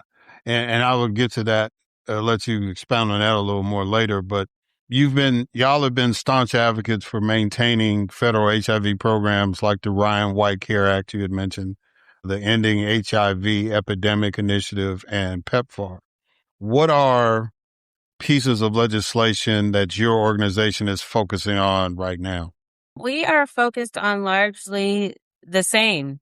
Our strategic priorities our policy priorities are CDC Prevention Fund. We want to make sure that's funded at a high level because that is where most of our community-based organization funding comes from as it relates to HIV education. Prevention, education goes together. Ryan White, we want to make sure that is funded at a higher level. And now PEPFAR, as you just mentioned. And we are trying to make sure that ending the HIV epidemic initiative is funded at a higher program. And that one is actually interesting because that is a Trump initiative. He started that as being the president that wanted to end the HIV epidemic. Problem is when you cut funding from CDC, which is where the initiative is housed, you're kind of working against yourself. So that's when and now to bring in the other movements, a lot of our key programs are in CDC or the programs that we have relied on. So when we're working with, vaccine advocates and other advocates and other public health advocates, this is why we're singing in one voice. So now that we've made our expansion, Medicaid is part of our policy priorities as well as SNAP. So just briefly, when you cut Medicaid benefits, and Medicaid benefits have been a backbone for people living with HIV in terms of getting treatment. So when you cut Medicaid benefits, Ryan White benefit, people are going to go to Ryan White. Well, Ryan White is already underfunded. So Ryan White is not going to be able to absorb all of the people that are going to need their services. So then people are just going to be out of luck. So those are largely our policy priorities. And then moving with SNAP, you can't really take care of yourself if you're not eating. So if folks are relying on SNAP benefits, they're not getting their SNAP benefit, they're not eating, that means they're not taking their medications. And you see how that can just spiral into creating a larger epidemic in certain places that we are trying to eradicate. Yeah. Yeah. So do you deal directly with HHS? And if you do, how's that going? Well, I think in a different time we would interact with HHS. We have some meetings with the CDC. We are starting to have some more so than prior. There are conversations that are happening, but some of our relationship, it has to be a bit more, it's not as open as it has been in the past. Like it has, and we would love to have a collaborative relationship with HHS. We would really enjoy that. But right now, it's hard to have a collaborative relationship with HHS with a lot of organizations, so not just ours. I mean, lots of people are trying to find an inroad, and it's been a bit more difficult in the last couple of years, as you can imagine. Yeah. So talk to me about the Hills Champion reception and NMAC Advocacy 101. So our Hill Champions reception has largely been a reception that is commemorating World AIDS Day. And so that is the day that we would go to Capitol Hill and we would celebrate Hill Champions, our champions within the HIV caucus and overarchingly. So these are the people that really are supportive of HIV policy, are vocal about their support for HIV policy, and are the ones that are coming up with new pieces of legislation for like PrEP affordability and other priorities that the HIV community has. So that's really a reception. It's just a night to honor them. And we are definitely going to, take it up a notch this year because it is the 45th anniversary of this movement. And so we are going to be expanding on our celebration. And so there'll be more on that to come, but that is definitely one of our biggest events of the year. And it's something that we've been very excited to do. And we are very excited to expand on this year. And in terms of Advocacy 101, really what that is us, just putting our policies out there. It's really just making sure that people know what NMAC's priority policies are and giving them a way to advocate on them. So as an advocate, it's kind of our responsibility to lead and train other advocates. So when we have some of the people from our programs, like from our treatment program, so we have a program, Gay Men of Color. This is a program that kind of starts and mentors and really kind of brings in community. So when we have like a Capitol Hill Day, we'll be responsible for training them and saying, these are the talking points. These are the things you need to ask. Because when you do this all the time, you kind of take for granted, you're going into a congressional office and talking about these things. And for people who don't do that often, that can be very intimidating. So we're really big on trying to train and make sure that the people in our cohorts know how to go to the Hill and talk about the issues that we hold dear. So really, Advocacy 101 is our policy priorities, but kind of in a bite-sized manner so that everyone can understand and everybody can talk about them comfortably. Yeah. I loved Advocacy Day when we were doing it because it was kind of like it gave me a chance to act like a college professor for a day. Yeah. And the people are so eager, and it's like they want to do something good. So that you have their attention, and, it's just amazing to watch average citizens who don't normally do that kind of work to get comfortable enough to talk to their elected officials. I think that's a cool thing. So that's the main reason why I wanted to expound on that. Y'all are losing two of your champions in Congress at the end of this term, Nancy Pelosi and Jasmine Crockett. And you might have answered it already, but when you had mentioned something about the HIV caucus, but do you see any new champions emerging?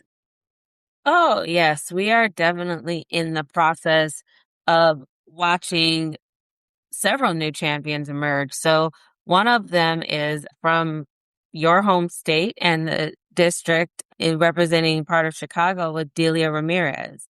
She's in her second term, I believe, and she is someone who has come out really powerfully for HIV policies. And she came to our summit, our biomedical summit in April, and she was wonderful in our plenary, just telling us, just the need to keep fighting, keep fighting for communities that are not being noticed. They're being noticed and they're actually being persecuted.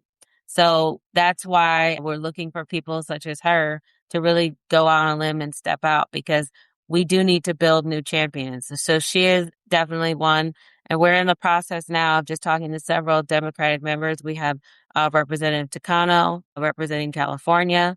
He is not a new champion, but he is definitely one that has become more vocal over time as he's seen some of the injustices that are happening. So we are in the process of building new champions, especially ones that are new to Congress. And if the midterms go the way many of us hope, we will have an opportunity to build some new champions that'll be fresh in the door. And as it's always fun to start a new Congress because you have new members that are just looking for their policy priority. And, maybe they come in with a specific level of expertise, but if you expose them to this new area, they'll be like, oh, I'm interested in this. Let's talk more. And that's how sometimes you have people who have never talked about any of these issues coming in and they're like, oh, I can be an HIV advocate, or I can be a public health advocate now that I am more educated on these topics. So we're in the process. We know how important it is to build champions, and that's really what we're focused on now as we move into the next Congress. Yeah. All right. So y'all are a nonprofit, correct? Yes. Yeah. So y'all need money. That's one way to put it. Sure.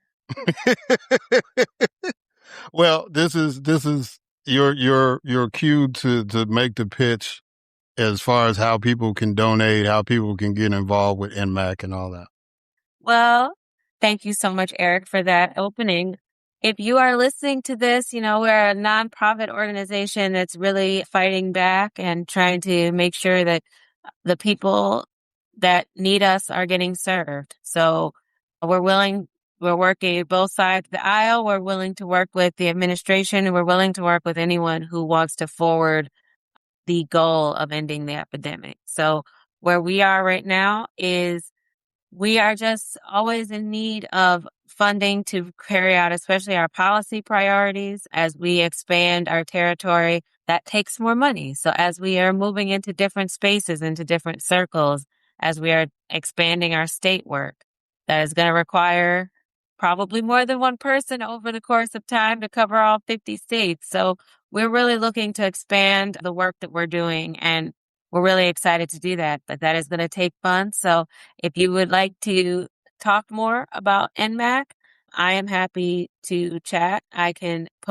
not really sure how to put my email out there, but I can do that. And, happy to talk. Happy to talk more about our priorities and happy to talk more about the investment being well worth it during this time when we're all kind of in the fight for our lives.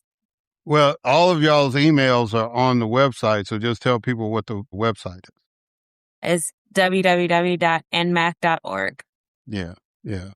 Because it's really cool, y'all. You just like find the picture and bam, and the email's right there. So it's a very, very good website. It's very. Thank you so much. And actually, thank you so much for saying that because we are really in the process of reworking and revamping it. So that's what we needed to hear. So I'll definitely let our team know. Yeah. All right. So to close this out, finish this sentence. I have hope because.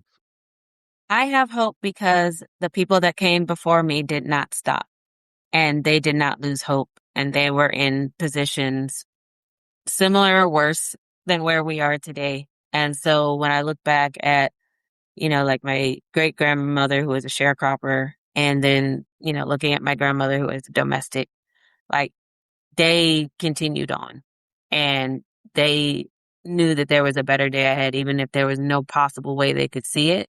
And that's why I'm sitting here. So I continue to hope just based on the love and energy that was given before me. Well, Cecelia Thomas, thank you. Not only for just coming on the podcast, but thank you for the work that you're doing. And on behalf of NMAC, the work that they're doing. Like you said, America has a very short attention span. Very. And so, the fact that you are running into people in your work saying that's still a thing. Yes, ladies and gentlemen, it's still a thing. So I'm glad that your organization and you specifically are keeping us aware and fighting the good fight in Washington. And as you say, you're hoping to expand into all 50 states. I think it's vital work, and anything dealing with public health is important because that's all we got, right? Yes. And so I just thank you for doing that. And then the one thing I want to tell you is that I have a rule here on this podcast that once you've been a guest, you have an open invitation to come back. So you don't even have to wait for me to reach out to you. It's like, look, Eric, I need a platform. We need to talk about this. We'll make it happen. So again, Ms. Thomas, thank you so much for coming on. Thank you, Eric. Enjoyed the conversation. Thank you so much. This has meant so much to me, and I really just enjoyed the conversation. And thank you for giving NMAC and myself a platform in the future. I really appreciate you. All right, guys. And we're going to catch y'all on the other side.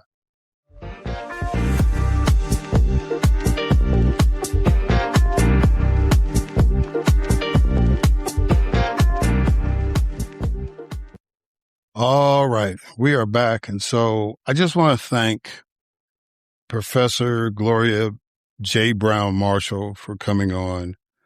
I'm going to do my part to at least get some proclamations done for Martyrs Day here in the area. And if we can't even organize an event, but we've got time to do that. It's, you got like a month before that kicks in. That's going to be July the 5th. So wherever you're listening, if you want to participate in that, go to, I think it's martyrsday.us. If I got that wrong, you can, replay the interview and hear Professor Browne-Marshall give that out. Or just, type in Martyrs Day on your search engine and the website will come up. And, participate in that because I think it's a beautiful thing to acknowledge the people who made a sacrifice.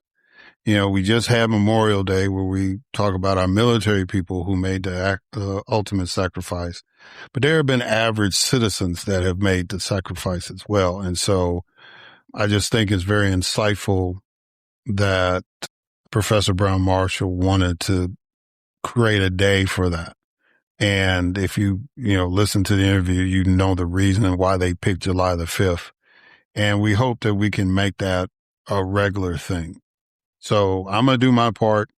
And if y'all are listening and feel motivated to do that, then, in your respective cities and towns, overlap is not a problem at this point because they're just getting started and there's only a few cities. I think last time I checked, it was like 6.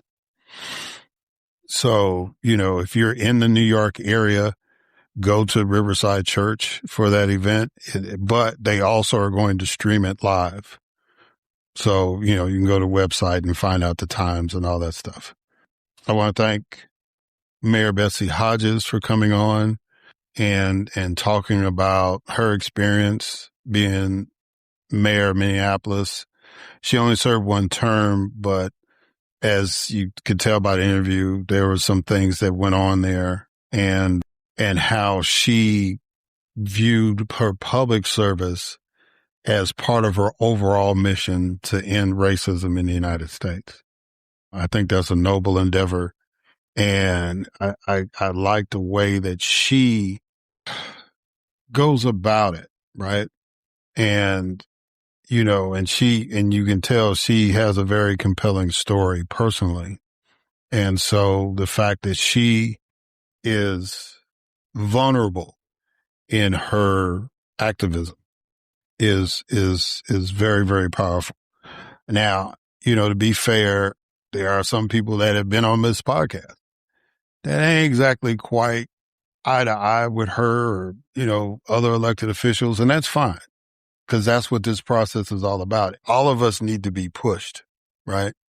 We can be allies and friends, but we all need to be pushed to do the right thing. Whenever justice needs to be rendered fairly and equitably, then, sometimes we have to guide our friends to do the right thing. And so, based on the conversation I had with her, I don't think she really had much of a complaint about it. But I just know, being an elected official myself, that if your heart's in the right place, it can get frustrating. But if you know that the people who are pushing you are in the right place too, and they're pushing the right thing, you get over that and you do your best to make things right. And then for Cecelia Thomas, I wanted her to come on because I just wanted us to be reminded that HIV/AIDS is still out there. Some of y'all that may have seen the commercials for like PEPFAR and all that kind of stuff on TV, along with all the other drugs that are out there on television. And a lot of times I know we kind of gloss over and don't know what's that drug for. And all we hear is all the, right, all the side effects because, they legally have to put that out there.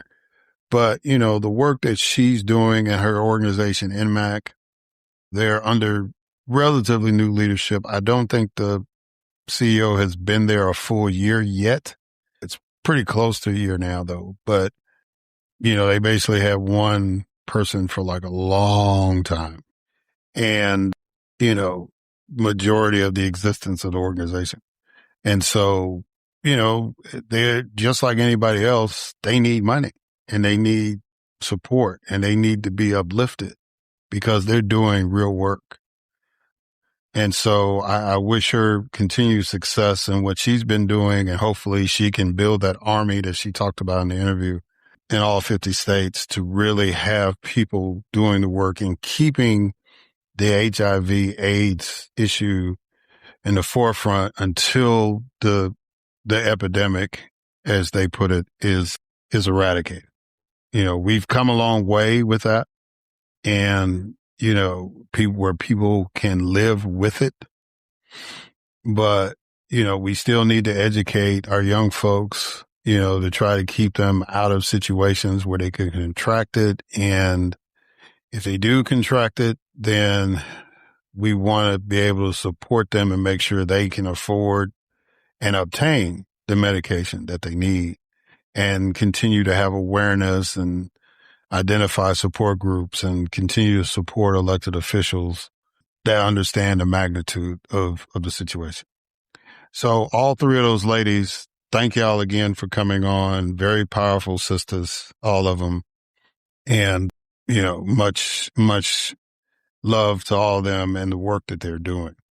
Now, real quick, since now it's time to get off of the love train and just talk about people who missed the train altogether. Now, if you listen to the interview with Mayor Hodges, I mentioned this guy, Andy Barr. So Andy Barr is currently a congressman in Kentucky, and he just won a very, very contested primary for the United States Senate to replace Mitch McConnell in Kentucky. He beat a black man, Daniel Blackman, who he's run for some other offices, but he was the attorney general for the state of Kentucky at one point. So he was a black statewide elected official, and he beat some guy who was like really rich who had jumped in the race. But he had that commercial that said, it's not a sin to be white, right? And then the other person who missed the train was our Secretary of Defense. He wants to harken back to a day, where it was actually called the Secretary of War. But, the people that were secretaries of war were actually in wars. Like, God, I forget the guy's name. I don't want to mispronounce it. I want to say Stanton, who was the Secretary of War during the Civil War, and all the other ones, like the Revolutionary War and the War of 1812, or we had just come out of the Revolutionary War when the first administration kicked in. So, there was a time for that. But our primary function is defending the nation. When all people take the oath to serve in the military, they don't say we're going to war. They swear and affirm that we're going to defend the Constitution of the United States. So hence the name change, right? Even though the current administration is bombing any country that's brown or black, we're still not supposed to be initiating wars. And we're not currently, kind of technically we are in a war now, I guess, but we weren't in a war when they changed the name. we were not in a war when this administration came in. So I guess that should have been a sign. But anyway, Secretary Hegseth got in front of one of the military academies. I want to say it was the Army, but don't quote me on that. But I know he spoke to, because, the Secretary of Defense rotates. Like the president rotates, like they'll speak to one academy, and then the Secretary of Defense will speak to another academy, and then the other academy gets, to choose whoever, former graduate, more than likely, or another military person to speak at those commencements. And we only have 3. We've got West Point, Annapolis, and Colorado Springs, or more appropriately, the U.S. Army, U.S. Navy, and U.S. Air Force, respectively. And so Hegseth was speaking at one of those commencements, and he reiterated this mantra that he keeps saying, that diversity is not our strength, right? So, Mr. Secretary, obviously you've never read anything that Booker T. Washington talked about or wrote, or any of his speeches that he gave. Excuse me, because one of his mantras was that we can be as diverse as fingers on a hand, but we can be united like a fist, right? And, his whole thing was, Black people can do their own thing and they have their own culture and all that stuff. But when it comes to being Americans, we're going to band together and do what needs to be done, whether it's a war or whether it's uplifting the economy or whatever the case may be. We'll all do our part, but we can live our lives, right? And be our unique, true selves.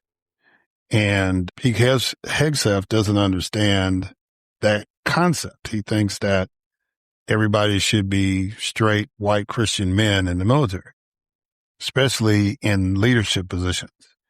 And, my brief foray into the Marine Corps was based on the concept that it might be too white, right? And so they created programs to try to recruit Black men and Black women to, become officers and ascend to leadership in the different branches, especially in my case, the Marine Corps. And so, he didn't get that memo. I guess that was before his time. So he doesn't understand that if you want to field an army of Americans, you have to be diverse. And our strength comes in our acceptance of people who are different than us, but we're all united for a common cause, like defending the nation. I obviously never saw any World War II films, documentaries, or even Hollywood productions, that highlighted the diversity, right? The Native Americans who could break code, the, Tuskegee Airmen or the Red Ball Express or anything like that. He has no clue about that. But, and then whatever clue he did have, he was trying to erase it.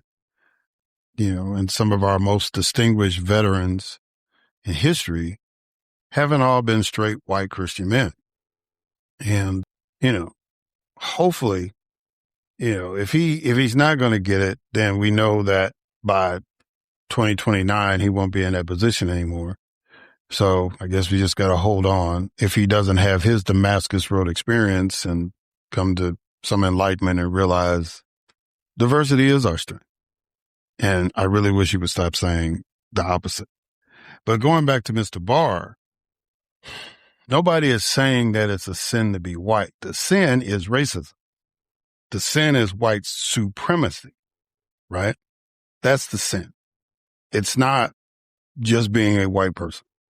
Because, all of us, people of color, have white people that we socialize with, that some would consider good friends, some that would literally give the shirt off their back. Some would even be willing to take a bullet for us, right? And Martyrs Day kind of highlights that, right? That there have been some white people that have taken stands on behalf of the struggles of people of color and gave their life for that. So, that feeding into that misconception, feeding into that fear to then turn around and serve a public that's not 100% white is really, really terrible politics. People in Kentucky that were writing stories about the commercial that he did said it was a racist commercial, right? And, and their whole thing is, well, they're just trying to, catch favor with Trump. So when people turn around and say, well, Trump's not racist, it's like, well, why is it that people who want to get favor and get the endorsement of Donald Trump throw out these racist tropes? If he's not a racist, then that should offend him, right? But people keep doing it, so therefore there's a connection, right? So I just, I pray that Mr. Booker wins the hearts and minds of the citizens of the Commonwealth of Kentucky and actually represents them in Washington, D.C., as opposed to a guy who has this hang up or uses rhetoric that he has a hang up in thinking that being white is a sin. I think if your mindset is like that, I don't think you're ready to continue in public service because he's already been elected to Congress. I think we've got enough of that. We need to wean ourselves in America away from that mindset. And again, start talking about real American leadership, which understands that our diversity is our strength and we can respect people from wherever they come from and believe that they have contributions to give, and to make sure that since they fall under the Constitution of the United States, the preamble again since the guideline, we're supposed to promote the general welfare. And so, if people really thought that it was a sin to be white, then white people would be struggling, not just the select few, like in the Appalachian region in Kentucky or other spots, but everywhere. So, that's just a misnomer, let alone a thing. And it's like to say that acknowledging our history and learning about some of the things that happened, like Jim Crow and slavery, that, it's a guilt trip. Well, the only way that it's a guilt trip is if you have any empathy at all, right? Those people who want to erase history. I was watching a documentary on Ulysses S. Grant, and one of the people was saying that President Grant got a bad rap because of this whole lost cause mythology that took over the nation, right? Or at least a good portion of it. And, when you talk about, and especially from a Black perspective, all the things that he did to kind of step in and maintain what Lincoln was trying to do if he had lived, right? And fix whatever damage that Andrew Johnson did in the brief time that he was president between Lincoln's assassination and 1868. President Grant was the one that pushed the 14th and 15th Amendments, the Freedmen's Bureau, all these different things to try to give newly freed Black people a leg up, even sending troops to the South to make sure that the white folks didn't harass Black people, right? And so, let alone being the general that won the Civil War and kept the nation together, it's been a bad rap, but it's been because there's always been this element, and it seems like it generates from the South for whatever reason, even prior to the Civil War, and it just seems perpetuated, like organizations like the Klan and the United Daughters of the Confederacy and all that stuff, to just continue to poison our culture with this white supremacist rhetoric. And some are more extreme than others, but, it's still bad either way.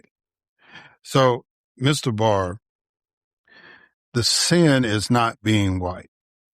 The sin is perpetuating whiteness as supreme.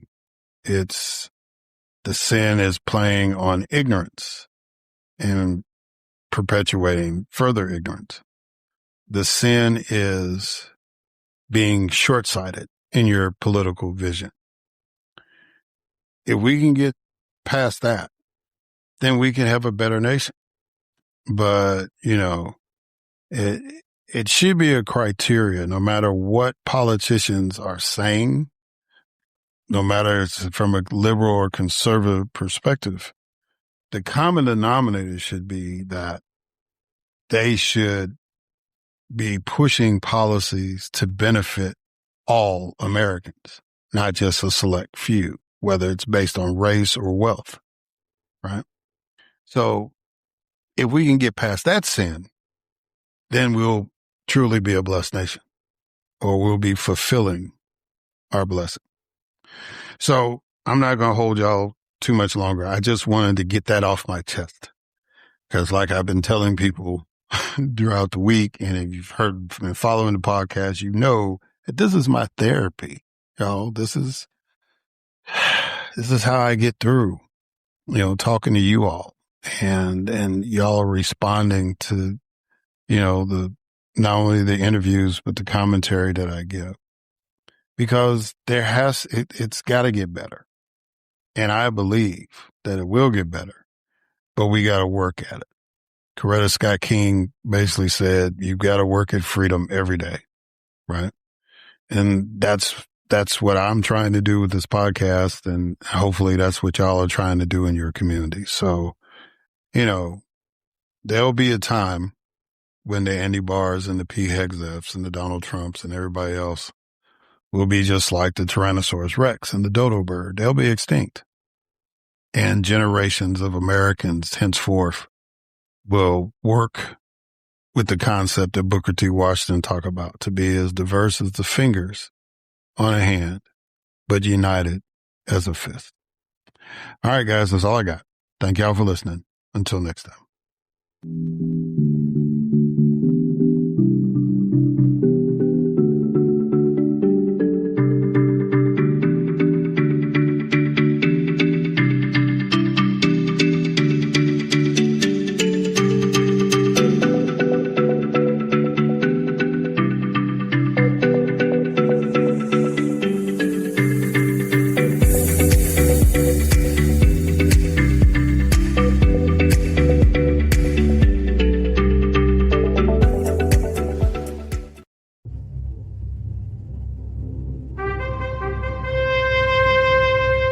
NBG Podcast Network.